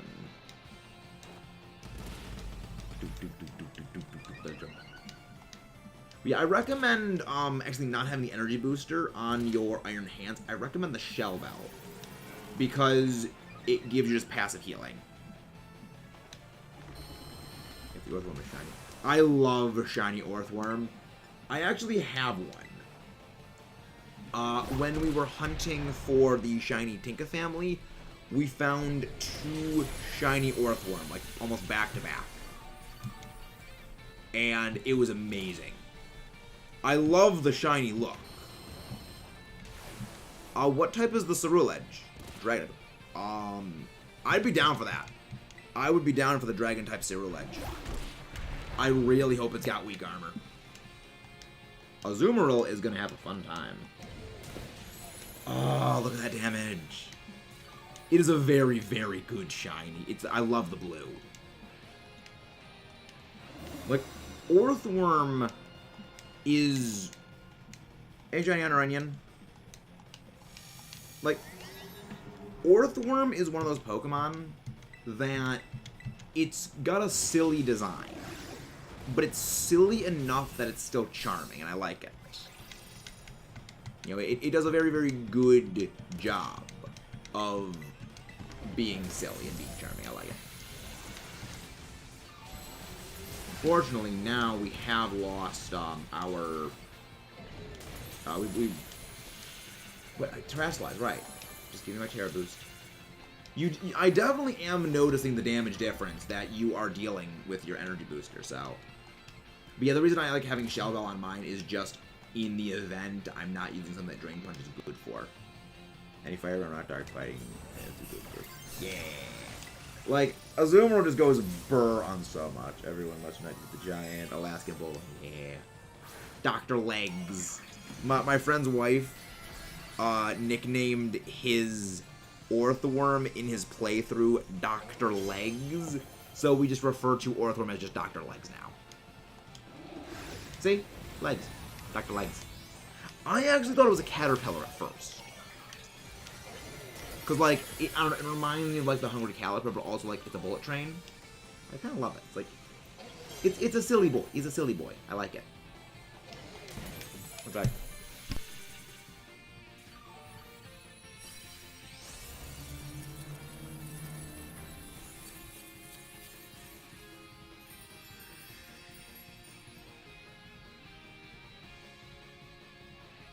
Alright, well, I think this was fun, but I think this may be all we have to do now. I need to go peel some potatoes to help with dinner. So, we are gonna pick this up tomorrow, continuing to hatch the eggs. I will see you guys next time. Let's rock and roll, and let's go find a raid target. Yeah, because I kind of gotta go, like, peel the potatoes quick, otherwise dinner is gonna be at, like, 7:30. And that's gonna suck for everyone involved.